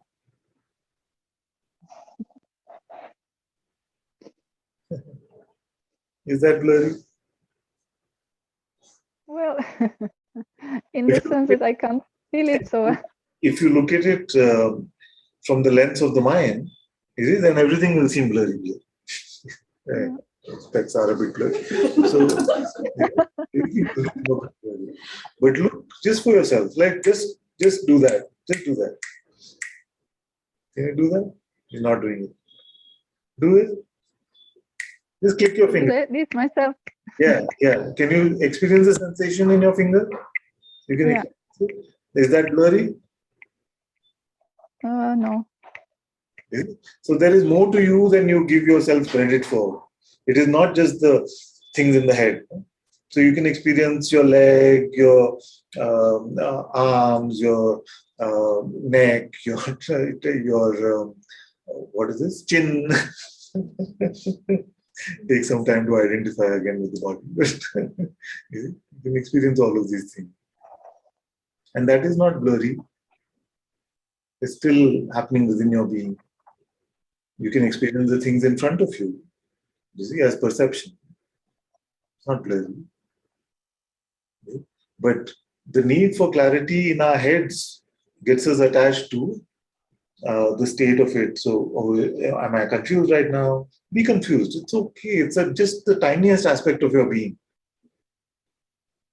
Your mind is the tiniest aspect of your being. So be confused over there. How does it matter? To your leg, it doesn't matter. To your hands, it doesn't matter. How does it matter? When I say being confused, I also mean like it's almost like I feel I can't do anything to go out of the mind. Like I just feel trapped or dragged along with everything it says. Like there's no space to It's feel. only mind is anything except your mind saying that.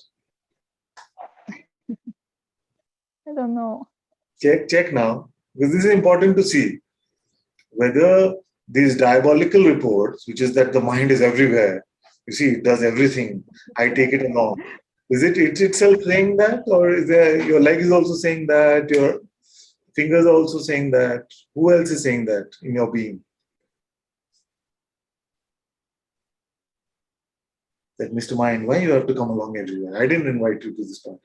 The mind Yeah, itself. because like when I feel my hands, I feel also a lot of anxiety inside myself, and it's very like attracting, like not attracting, but it catches me like, and it Yeah. feels I can't properly feel my hands because I feel so much anxiety and this strong thought, oh, I'm so trapped, I'm in such a big trouble, I don't know the way out.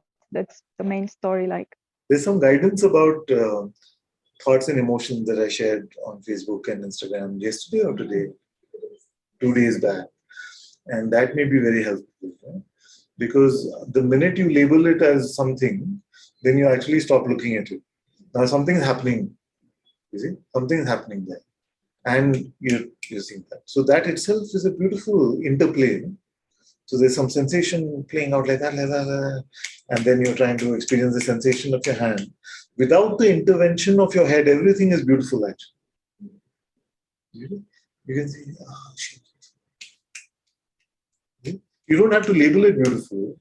You don't have to say, oh, this is so beautiful. I'm just speaking from what I'm seeing. But you can see for yourself that actually, without saying, but this is anxiety, when it'll go. You see, without this uninvited guest to the party, everything in God's kingdom is so beautiful. And ultimately, even that is, but let's not jump the gun yet. You see what I'm saying? I don't know. So just see if you can see with me. Just play with your attention. And that which you're calling anxiety, let it come to your attention. Don't worry about it. Let it come to your attention. Don't have to resist it, fight it, that it should go away. This is going to help that. None of this. Let it be. Now, it's like a shaking sensation. What is it? Like a contraction? It's like fear everywhere, like feeling weak and Yeah. So don't use the term fear and weak. Just drill down one level below that and say, is it shaky? What is the actual experience of it like?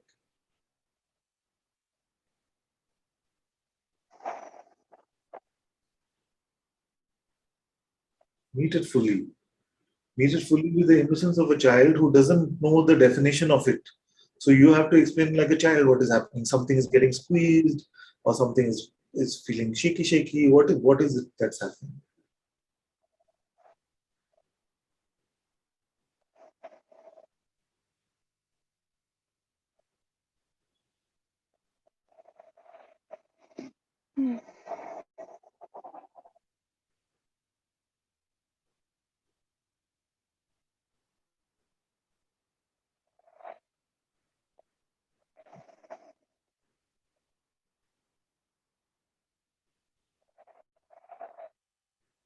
Can you notice that your thoughts about your emotions are not your emotions? Can you notice that?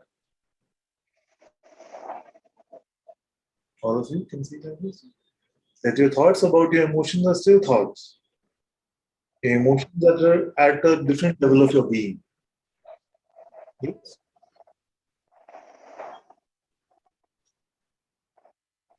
So don't give truth value to thoughts just because they are about emotion. Because thought is just another perception. So remain as empty of labels as possible. Place everything that appears fully.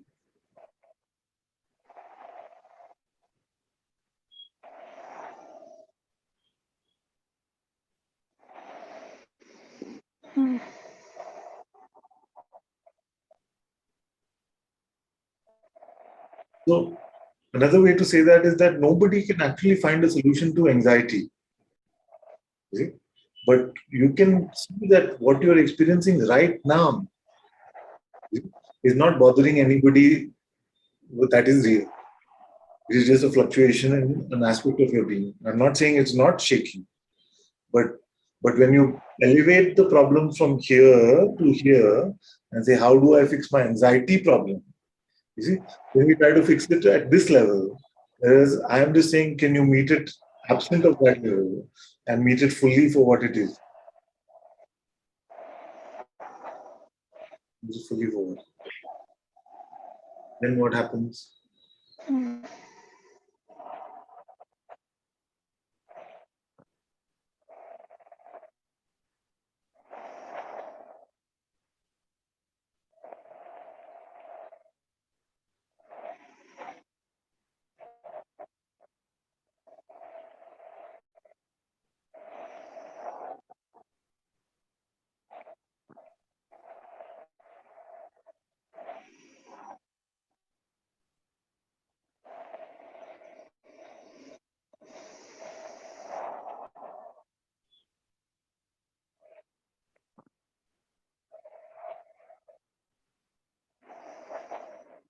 That which is witnessing these sensations, is that being hurt by them?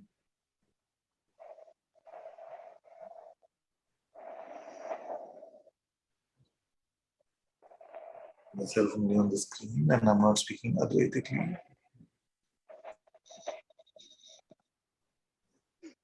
I feel this is like a problem because I can't feel this what is aware or identify it. Like when you ask, is that which is aware? Is it affected? I'm not able to. I don't know. You're not able And to this check is on that. You feel like sorry? you feel like you can't check on that. I can check, but I don't. I cannot identify that which is aware, like, or to see that it's not affected. I don't even know what it is. Like, I can say I am aware, but I don't Yeah. Let's spend the next few minutes feel on this. Yeah. spend a few minutes on this. So you say you can conclude that you are aware. Yes? I know these sensations. I am the one who knows them and who can speak about them. Is it only because of that that you can confirm that you are aware? Because No. you can experience some perception?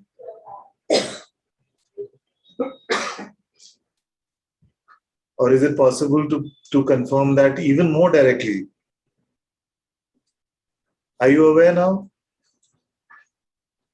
Yes, I'm aware. But maybe because I don't have any experience of this, it's just a knowing, like, Yes, beautiful, no? Is there anything else like that where you can confirm without any experience of it, except conceptual knowing or perceptual knowing? Anything else?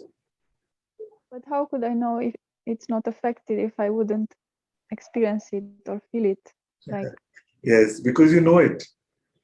This is the beautiful part of this. So you know that you are aware, you see? And it's a different form of knowing. It is not, like you said, it's not an experiential or phenomenal knowing.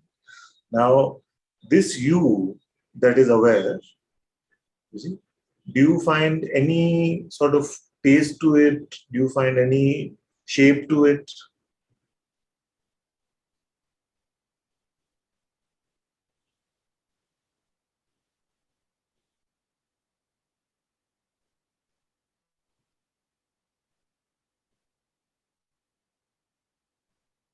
It doesn't take any time actually.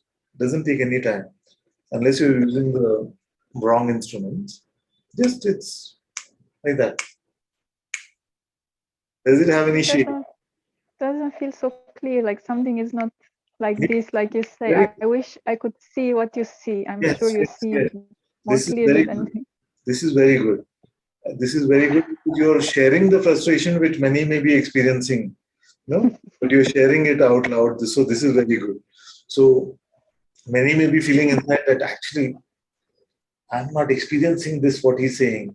You see, but how am I confirming it? But because there are 100 people confirming it, we better also confirm it. At least you are coming up and saying, yeah, I don't know. So I know I'm aware, but it's not an experience. And because it's not Yeah. an experience, how can I compare it with some other experience that I'm having? Isn't that what you're saying? How can I know it is not affected if I don't feel it? I don't know. I should feel that it's Yes. not affected. Yes. I don't know. So let's go really slow. Now, you are aware. How do you know that?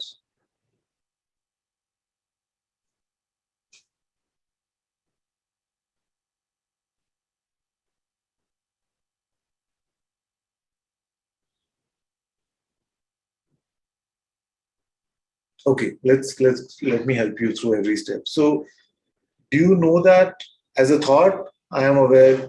I've heard this so often, I am aware, so I'm confirming I am aware because I'm convinced I'm aware. Is it a conviction?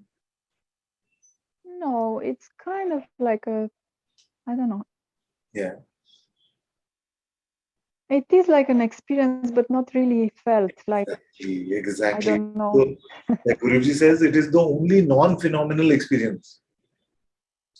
The only non-phenomenal experience. Why you say it's like an experience, but not really like an experience, is because every other experience you can say has a taste, has a quality, at least one quality. It was this big, or it was sweet, or it was scary. You see? You can say some quality about it. But yourself as awareness, only I am aware. You see, you can't say anything. You don't meet it as an object. You're not finding anything big or small. You see, none of that is happening. And yet you're confirming it, not denying it. You see? There's also a doubt from the mind saying that I'm not really seeing it, and it's Can't. very, It it can't. becomes, no, like it says, I'm not really seeing like what you Yeah, see. You see a correct. different thing Yes, if yes, you're yes. aware. Yeah, thank you for exposing that because many will say this. How can I confirm that it is the same discovery that you're having? It is the same discovery. It is the same discovery. It is impossible to have a different type of discovery when it comes to this because it is empty of quality. No? Can two have two different experiences of that which is empty of quality? The difference would be a difference in quality itself. But because what you are finding does not have a quality, the mind can say, are you really experiencing or you're just making it up? Is this really the self? How can you confirm? But you don't have to dance to the tunes of the mind. The mind does not have an insight into this. So it will say, but you're not finding anything. There's no point to any of this. You see? So let your mind say whatever it is saying.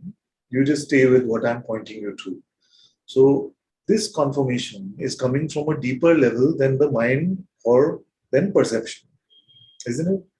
Now, over there, are you lost about how to live or what to do?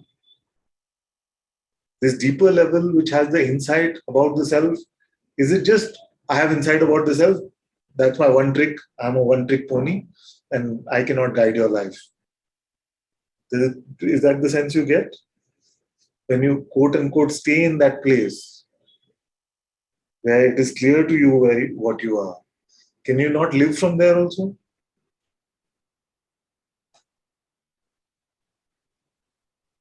It's a very This pertinent I feel, question. and no, sorry. It's okay. It's a very pertinent question because we feel like, okay, now when I need uh, to find myself, I drop my mind, I drop my reliance on perception, and it is apparent to me. See? But this intuitive intelligence is the same intelligence that is running this entire universe. You see, so if you remain over there, it's not that you're ever lost about anything. Don't expect it to be like a superpower where you'll be able to predict outcomes of games and all and become a millionaire using that. But just in its simplicity, you see, it's the same intelligence which tells the bird in which direction to fly in the first year of its life, when it has to migrate. What intelligence does that? It tells the plant how to grow. It tells your heart how to beat. It's that intelligence which is running this whole universe. You see, how do I know that? Only from there. The mind can have a lot of notions for or against it, but what I'm speaking of is not from the mind. You see? Only from that same place. So now you remain with that, where it is clear to you that you are aware, and you will not have a moment of struggle in your life. Can I say something? Sorry, Please. because I feel like you went a step ahead. I don't know what to explain. Like I feel. Take your time. Take your time. Maybe I'm speaking from the mind, but I just say it.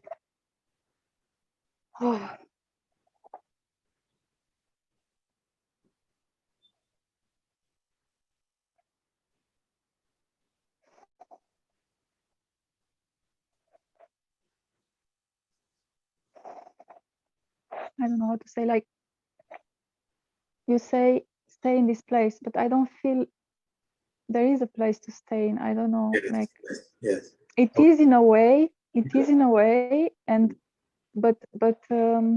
Your words are very good today, because this is exactly what everyone needs to hear. So when you leave the wrong instruments, you are with the right instrument, but there is no way to stay with the right instrument except to leave the wrong instrument. But I feel, to be honest, I feel Yeah. I'm very, very caught in the wrong instrument. Yeah. Like it's very. It has a stronghold on me. I don't know. It feels like this. Like It cannot. It cannot have. The instrument does not have that capability. It is you as consciousness that has the capability to pick which instrument you want to pick. You see?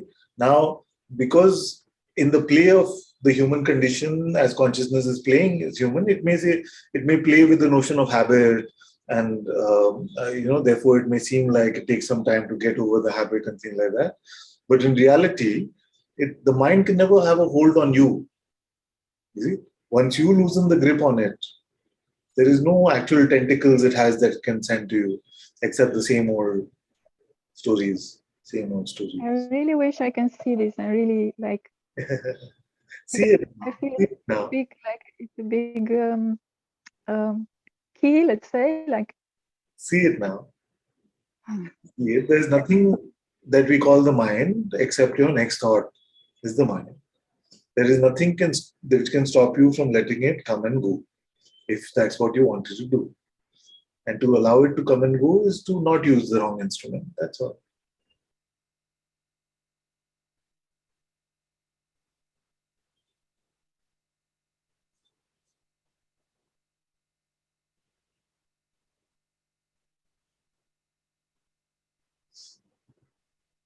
I don't know how to see this. I'm sorry. Like. It's okay. Yeah. It's okay. You still feel like it has a lot of power. Yeah, like also energetically, like it feels when you said stay in this place, I feel energetically like it takes effort, and it's something very strong holding like some shape or some energies inside very stuck, constricted. And staying in this place, it would make my power stronger, let's say like this, but it takes time, or I don't know. Let's see. So let's try another experiment. So I was not talking about staying in this place using your attention. I was just saying don't use the wrong instruments and you're automatically staying in this place. But just as an experiment with you, if I was to say to you, just keep your attention in the heart region, would that seem very tough, very difficult?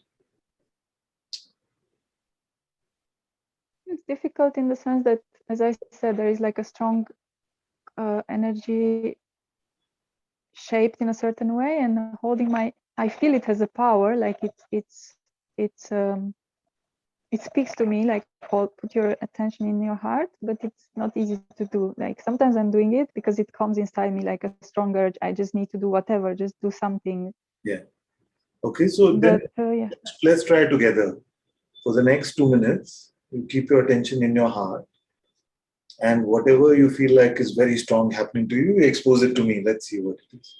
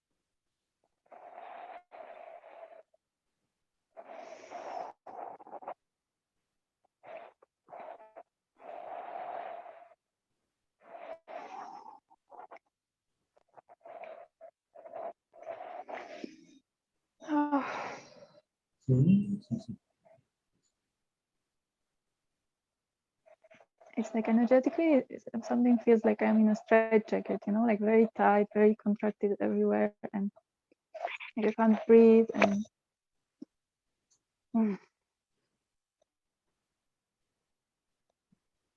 But to keep your attention itself, like in the all the storm happening around it, does the attention get shaken up with that? I'm just asking because I hardly propose these kind of experiments, but sometimes it may be helpful.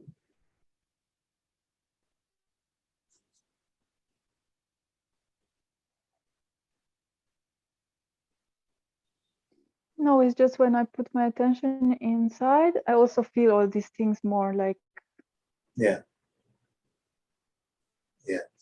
But is it? And there's a natural tendency to try to relieve these tensions, like to. Yeah. But suppose take that. them out.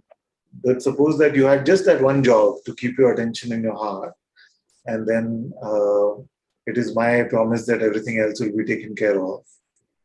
Would you feel like you could do this?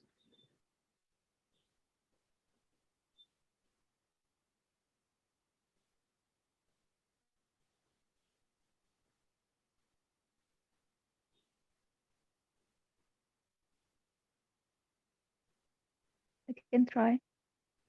Very good. Very good. Let's try this. Let's try this.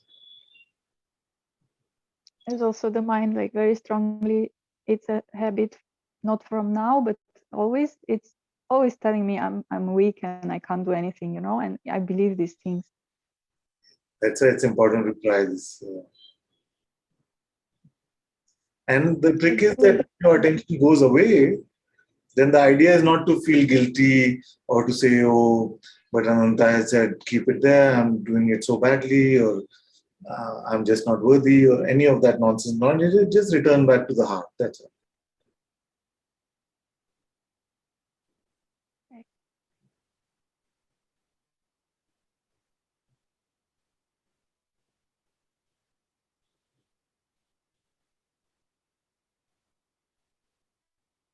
Thank you for your patience. Thank you. So well. So well. Okay, who else haven't done it for a bit?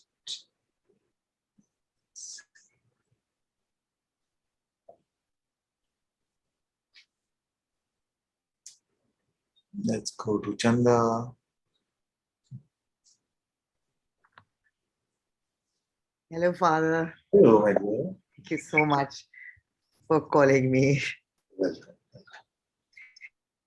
So, Father, I told you that I had this the tinnitus problem, remember, with my ear. So it's related to, I think, anxiety, tension, just what Devi was saying. But it's also migraine, so it's vascular. So when I do, it's also vascular, Father. I see. As a migrainer, we have narrower veins, so the circulation is not as good as in general. It's inherited condition. I think that's also what's causing the tinnitus. I see. When I try and do the inquiry, I find that the tinnitus gets worse. Okay.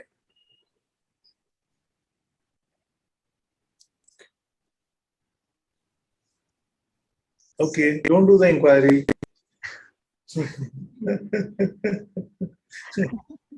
Okay, Father, great. Yay. Then when you're not doing the inquiry, is there confusion about who you are, or it's apparent about who you are?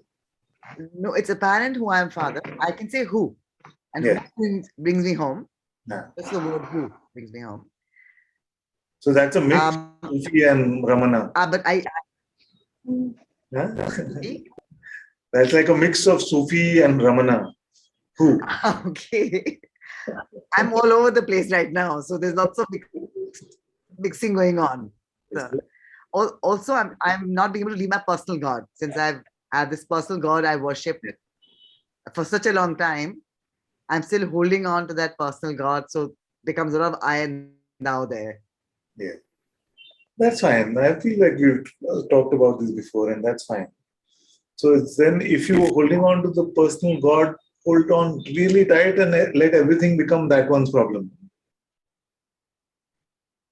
Yes, Father. You had told me 2 pointers to hold on to, and I've been holding on to it since I left Bangalore last. One was see the auspiciousness in the auspicious.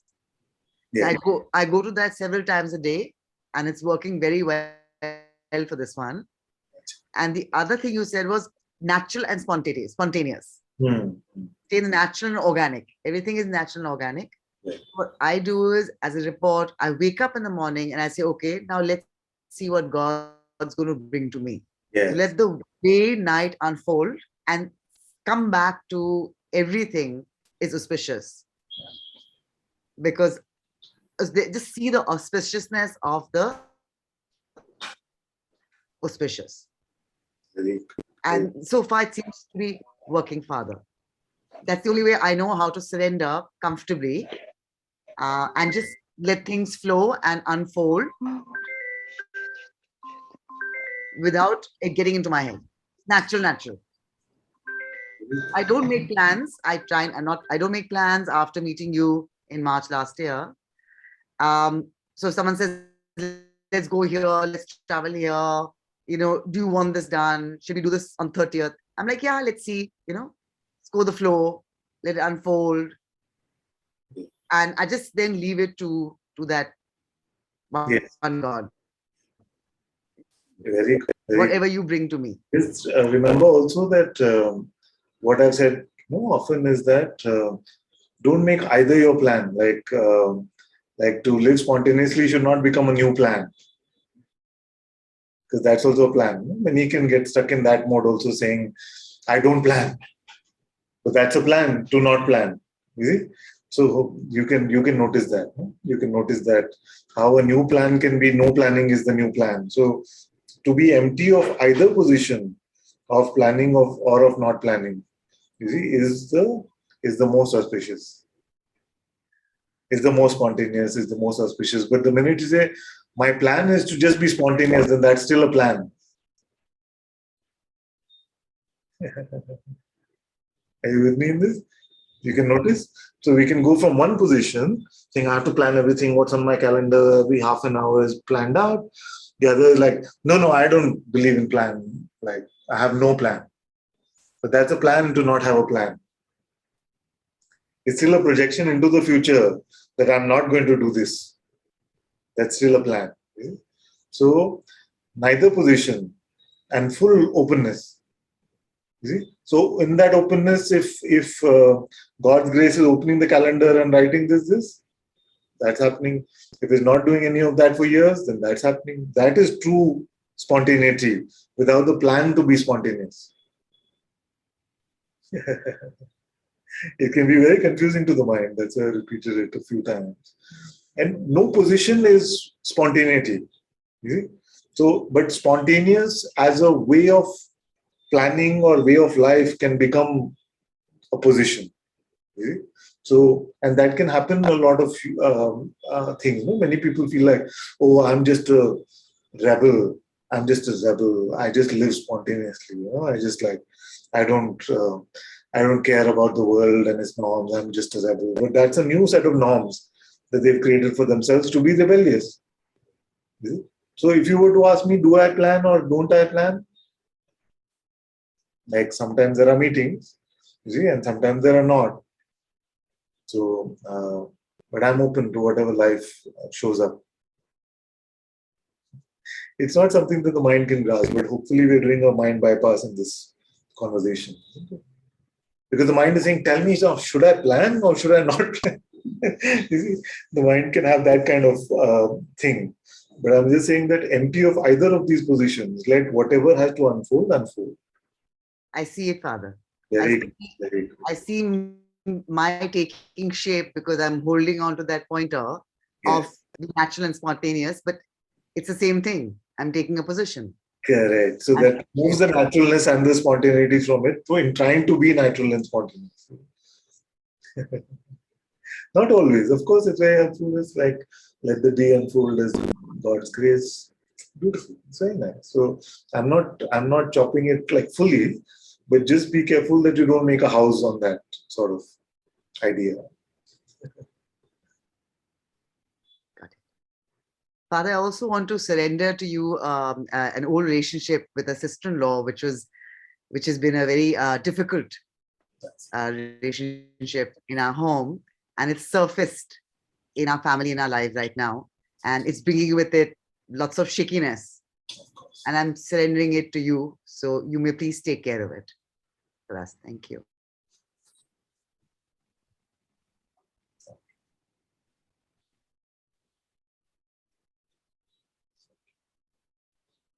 Good. I believe some house is being prepared for you in Bangalore or no? Yes, Father, I'm coming. Very good.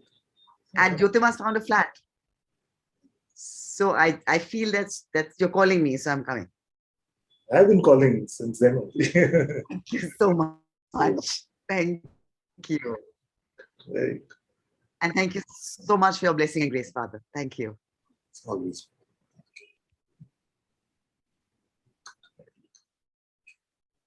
Okay, can we have the other one on and this one in the dark?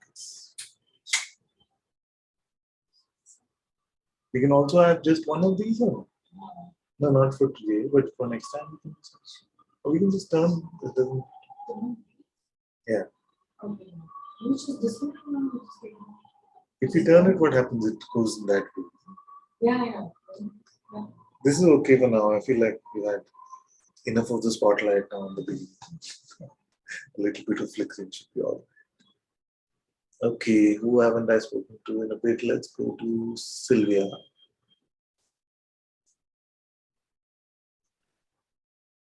Hello, Father. Oh, my dear. Can you hear me well? Can hear you well, yes. Yes. I felt too calm, but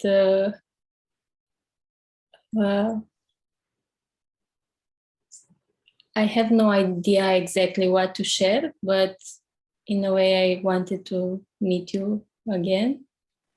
Very good, very good. Yes. In the last days, all kind of sensations came, different, good, bad, and yes,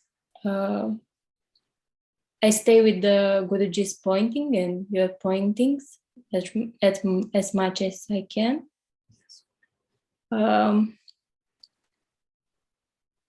Maybe it's good to share that sometimes I feel that like something else is needed, like I don't know what. Like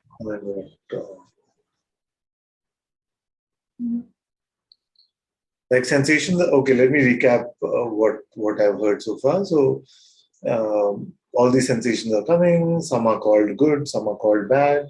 Although in the sensation itself is not saying I'm good or I'm bad. So that judgment is maybe being made somewhere. But the good and bad sensations are coming, and you try to stay with the pointings of Guruji and what you heard in Satsang here.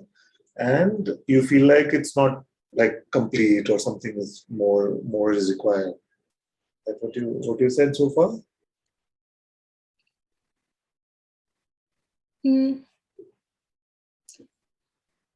No, in a way, at the moment maybe something is shaking and it's like catches, like I become identified.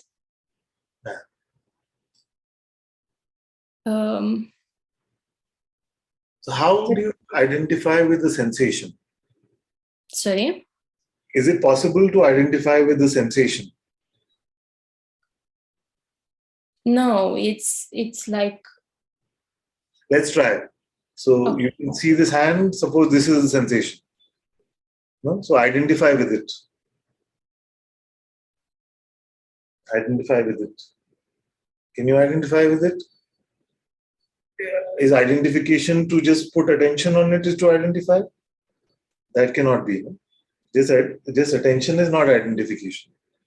But you need something else to identify. What is that?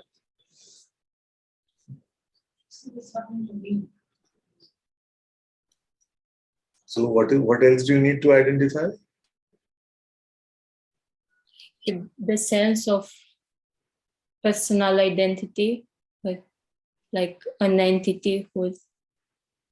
Yeah. So what enables you to do that? Suppose your job was to identify. How would you do it?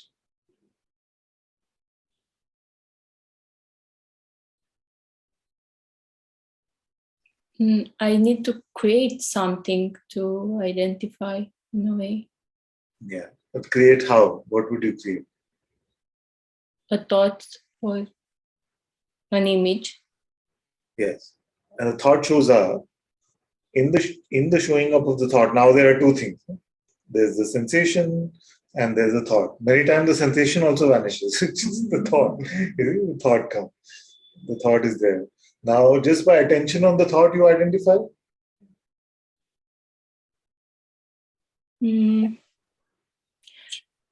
Sometimes seems like automatic. The thought is come and I'm already identified. Like that, no? It can feel Yes. like. Is that what you mean? So now what that would mean is that consciousness has no control over what it is identifying with. You see? And also then the masters have been quite silly in telling us that don't identify or don't go to the stream of thought or keep quiet or don't believe your next thought. All the masters have constantly been pointing us to that, but they don't realize that it just happened automatically. Huh? So what is the point of all this pointers? Yeah. What could be happening here? Like everyone has said, no? At least in this family of masters, everybody has said don't identify in one way or the other. So why are they saying that if it's not, it's automatic? Somebody should have told Bhagwan first. So something was missing somewhere. What do you feel it could be?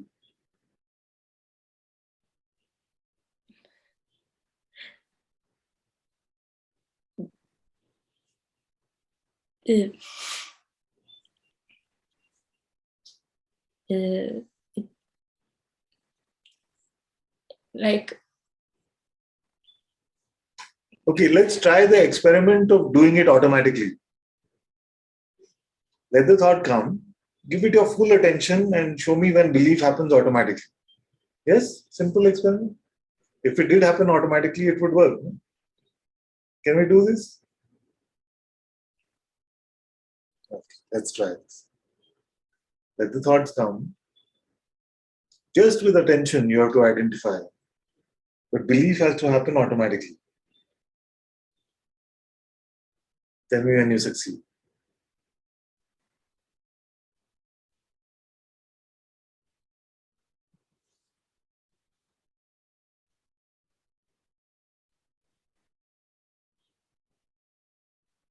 See what's happening? When you bring it in the full light of your attention, you see it is not possible. But what happens in day-to-day life, because our attention is dissipated and we're being like unconscious, like mildly unconscious. For the moment, it can feel like, oh, but I'm already stuck into that. I didn't want to believe, but it's already there. But that itself is a good starting point to start there. Instead of beating yourself up about what has happened in the past and say, but it just happened automatically, it's a good way to start. Okay, say now, okay, I'm caught into this.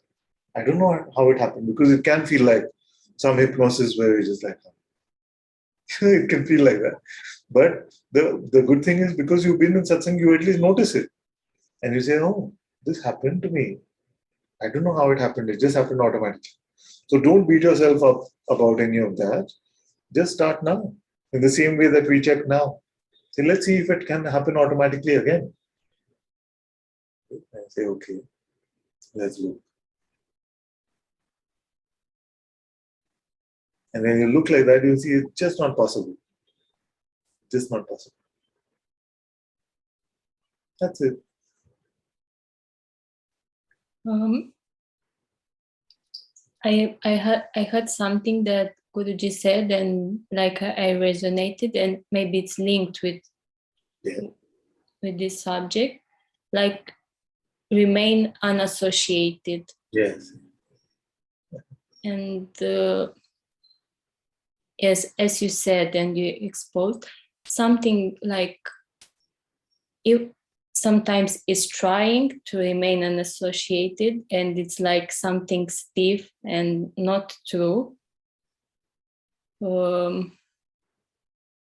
dear, actually, it's simpler because there is actually no difference between don't identify and remain unassociated. It's like two ways of saying the same thing.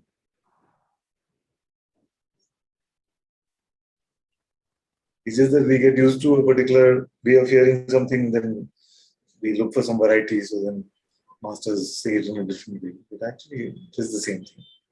To remain unassociated is the same, like to not identify. To become associated is to identify. You see that?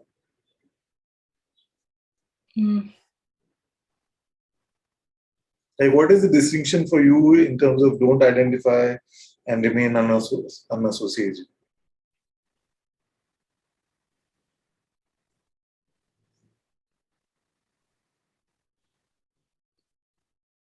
It's the same, like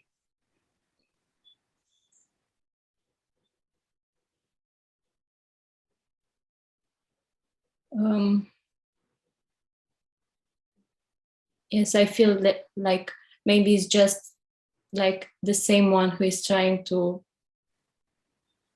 like to say it's not enough, and maybe just to drop and Not maybe. Just drop. okay. Now,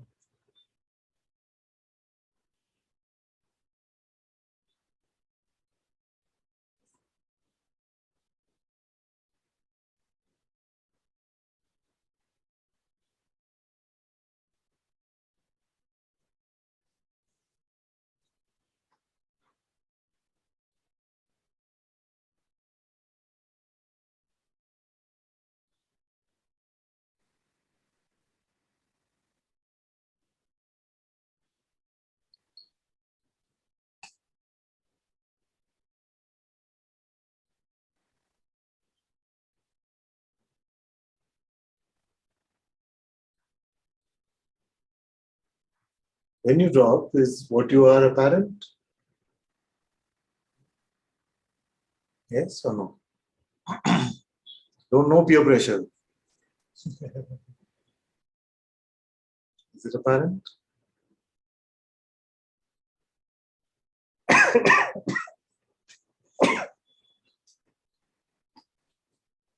So when I say no peer pressure, I just mean that independent of whether others are nodding or shaking their head, just see for yourself.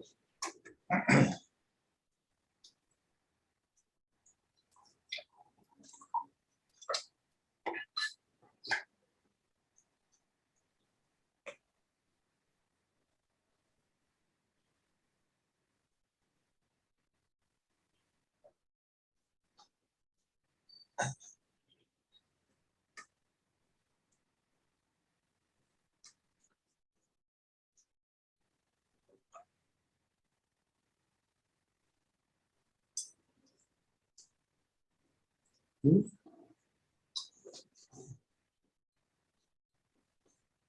Are you expecting something to happen? Okay.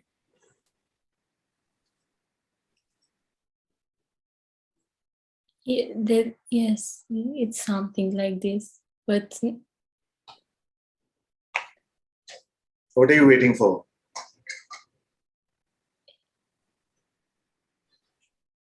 Whose being is there? Whose presence is that? Which is in your own heart.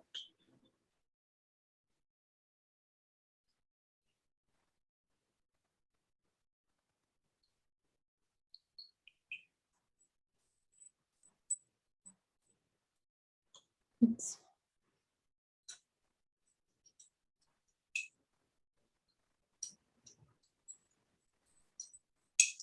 it's the same being. It's, I don't know how to call it. We can call it. What would your preferred name be for that being? Yes, I can say God. God's presence. It's God's presence which is there. So, what could be missing then? What else could be needed?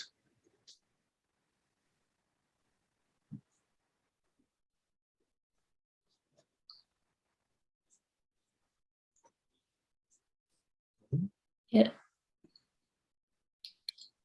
To be honest, like even like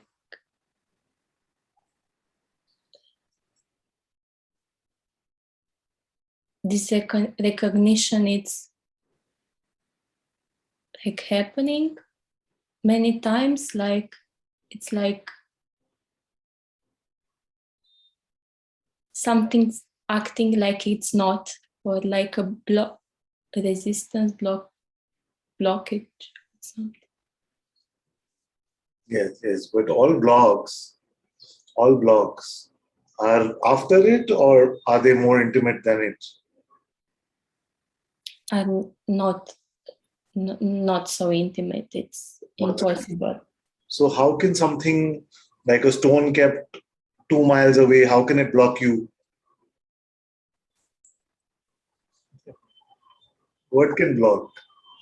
What is it blocking? Your existence, your awareness? What is getting blocked?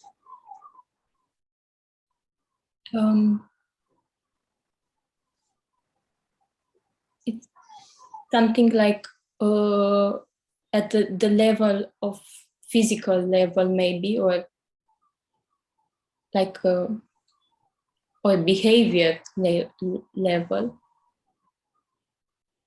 Okay. Now tell me something which is not about your perception or your mind. What is clear to you? Independent of whatever you may be perceiving or thinking.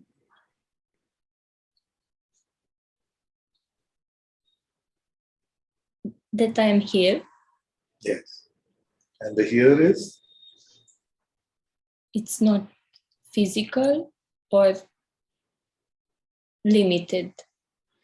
Okay. Is it in this universe?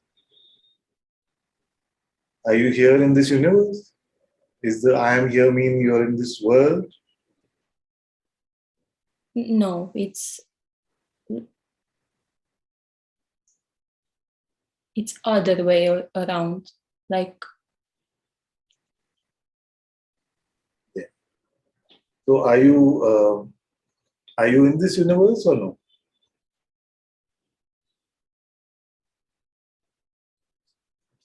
no and yes. Ah, good, well handled. Okay. But that part which is not in the universe, that part which is not in the universe, how are you aware of that?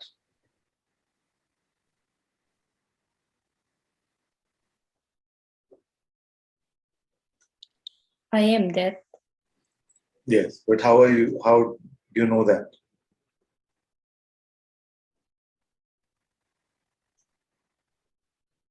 Did you see it like that?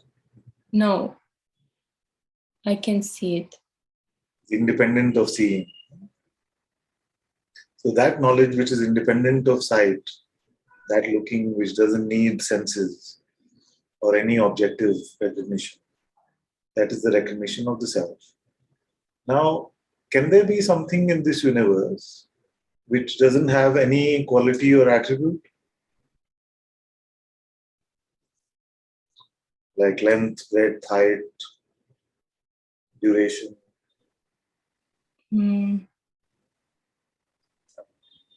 I don't understand. Yes. Like this is in this universe, this phone. How do you know there's a phone in this universe? Because it has a shape, it has a color, it has some other symbols. You can tell, okay.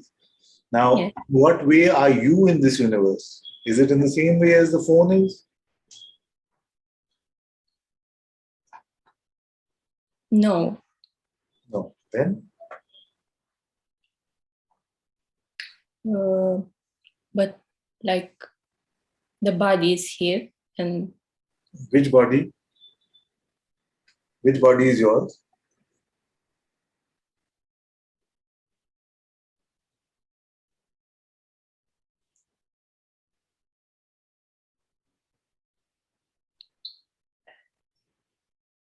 How was this body that you're seeing in front? How is it different from that body that you seem to see like that?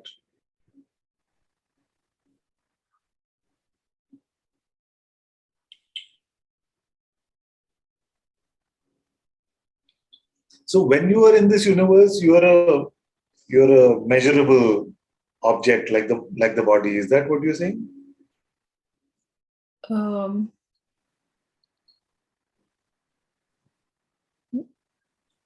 We had this funny thing come up the other day. No? If you take yourself to be measurable, you will be miserable. Something like this. What is it? Whatever is measurable is miserable. Now, how are you the body in this world? How are you not the space? How are you not the rest of the world, the universe? And if you are, then how are you any of those? What is your intuition telling you?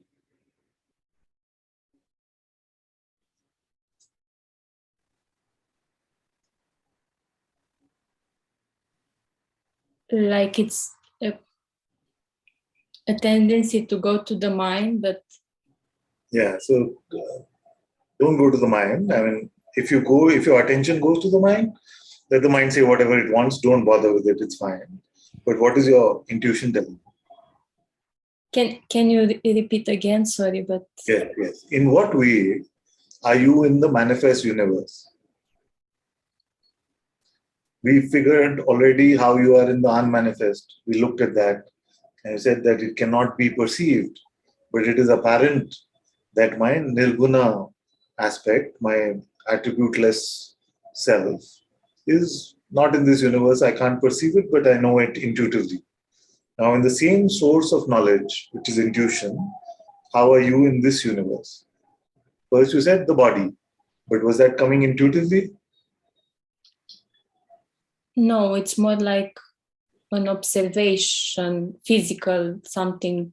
Because it seems central to the view of the world.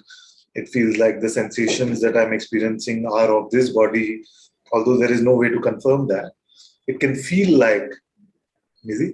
Now, remember that feel like reality is the illusion, because it only feels like reality. So Maya feels like it is real, but is not real. See? Okay. So don't go with what it feels like. Go to a deeper source of observation or knowledge, which is your own intuition, which is already concluded that you are beyond this universe at one level. Now we're just saying that what about the manifest, the saguna aspect of yourself? In what way is it in this universe? Is it playing as one body? Is that what your intuition is telling you? Or No. It's when a dream appears to you see, which body are you in the dream?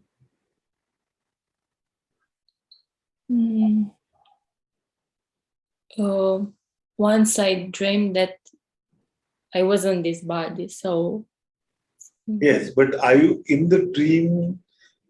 The rest of the bodies that come, where are they then? If you're only that body? What you mean, like I was in this body, is that your perspective was through the lens of these eyes, isn't it? yes. But does that mean that you are an object contained within this body, like behind the eyes or something? No. But you're saying that in a way, isn't it? That I was in this body means the body is made of flesh and blood. Can it contain something which is not flesh and blood, that is not objective? No. Cannot, no? Just like the glass cannot contain something which is beyond this universe or something like that. Then how can the body contain it?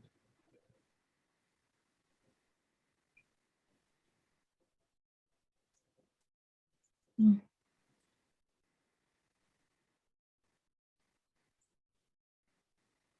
In what way are you in the body? Okay.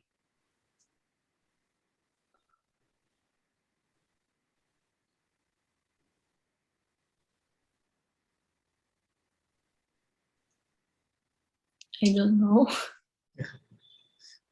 So stay with that. I don't know. It's beautiful. And then your insight will flower. If you, I don't know means my head is empty.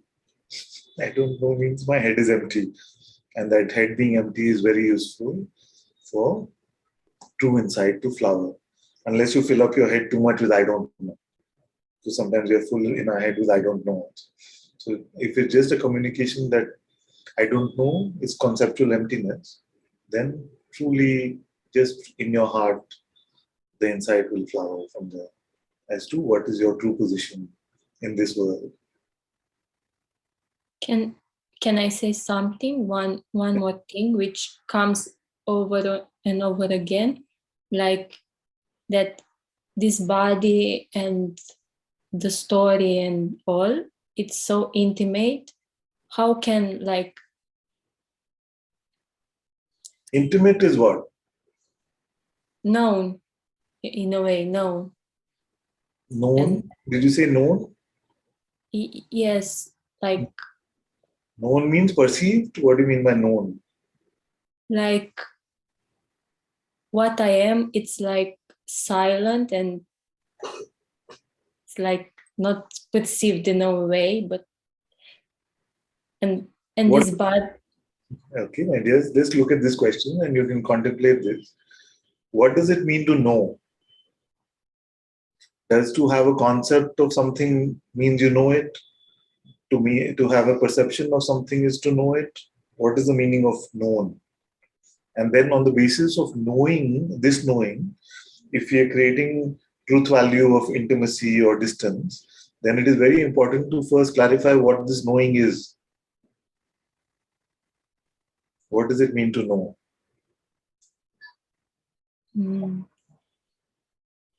When I said that, it's like how I learned in school. This is this, this is that, this is physical, this. Yeah, so now we are deconstructing all of those ideas from school. And we are directly looking at some of these things. So when we say, I know something, sometimes we say, I have a concept of something, and sometimes we say, I saw as a perception. But in satsang, everything that comes and goes is not real. So what would true knowing mean? What would reality mean? What do we know really? Just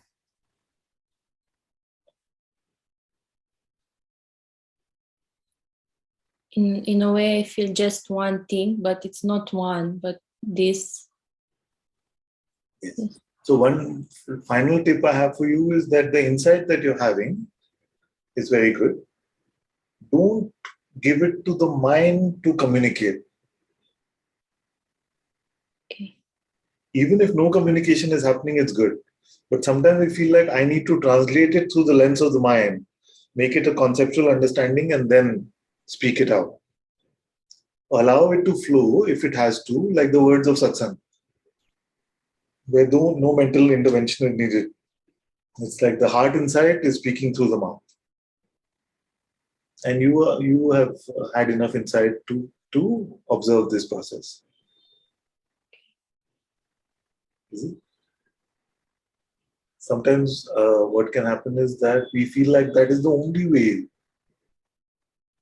That is the only way, that I have to see from the heart or know from the heart, but communicate through the filter of the mind.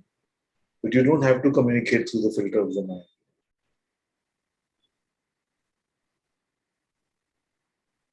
You see? If your intuitive intelligence can beat your heart, it can move your mouth.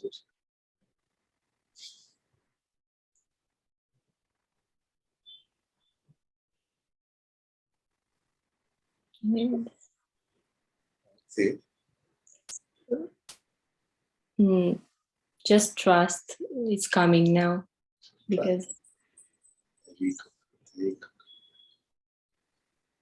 thank you. So.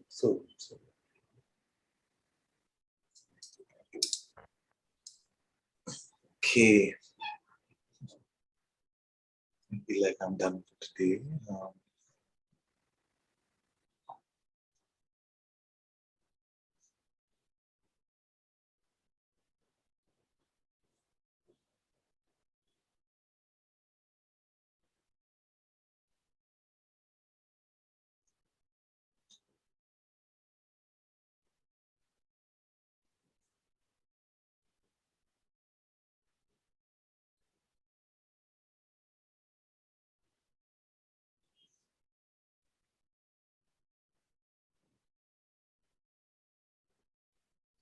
I want to sing something.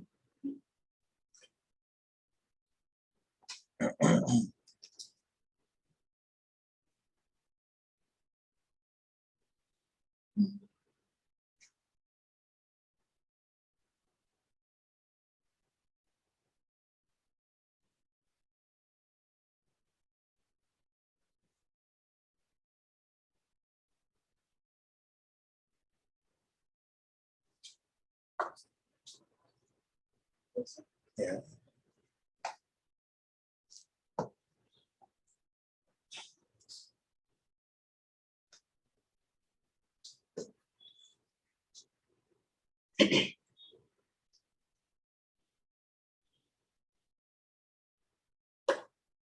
सांस सांस में सुमिरन करके बार बार मिल जाओ,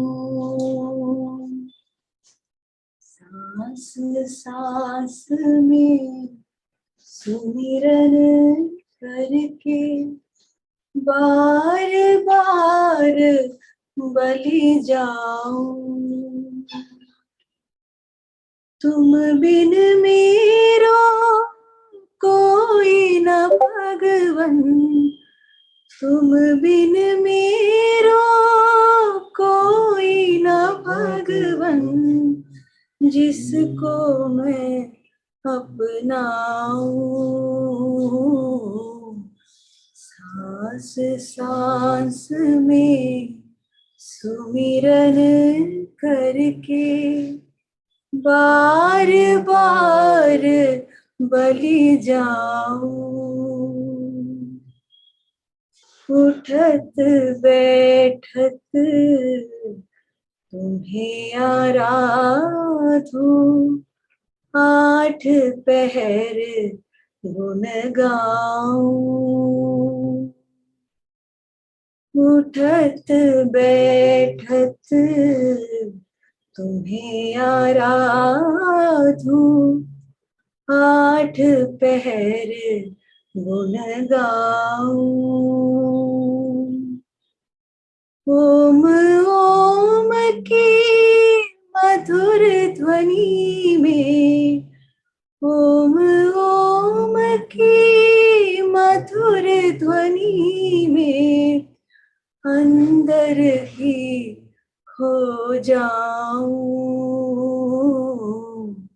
सांस सांस में सुमिरन करके बार बार बलि जाऊं। तुम ठाकुर तुम साहिब मेरो, तुम्हारे हुक्म चलाऊं। तुम ठाकुर तुम साहिब मेरो, तुम्हारे हुक्म चलाऊं। हे भगवंत तेरो तेरो, हे भगवंत तेरो तेरो, चरण शरण सुख पाऊं। सांस सांस में सुमिरन करके बार बार बलि जाऊं। तुम बिन मेरा कोई न भगवन, तुम बिन मेरा कोई न भगवन, जिसको मैं अपनाऊं। सांस सांस में सुमिरन करके बार बार बलि जाऊं।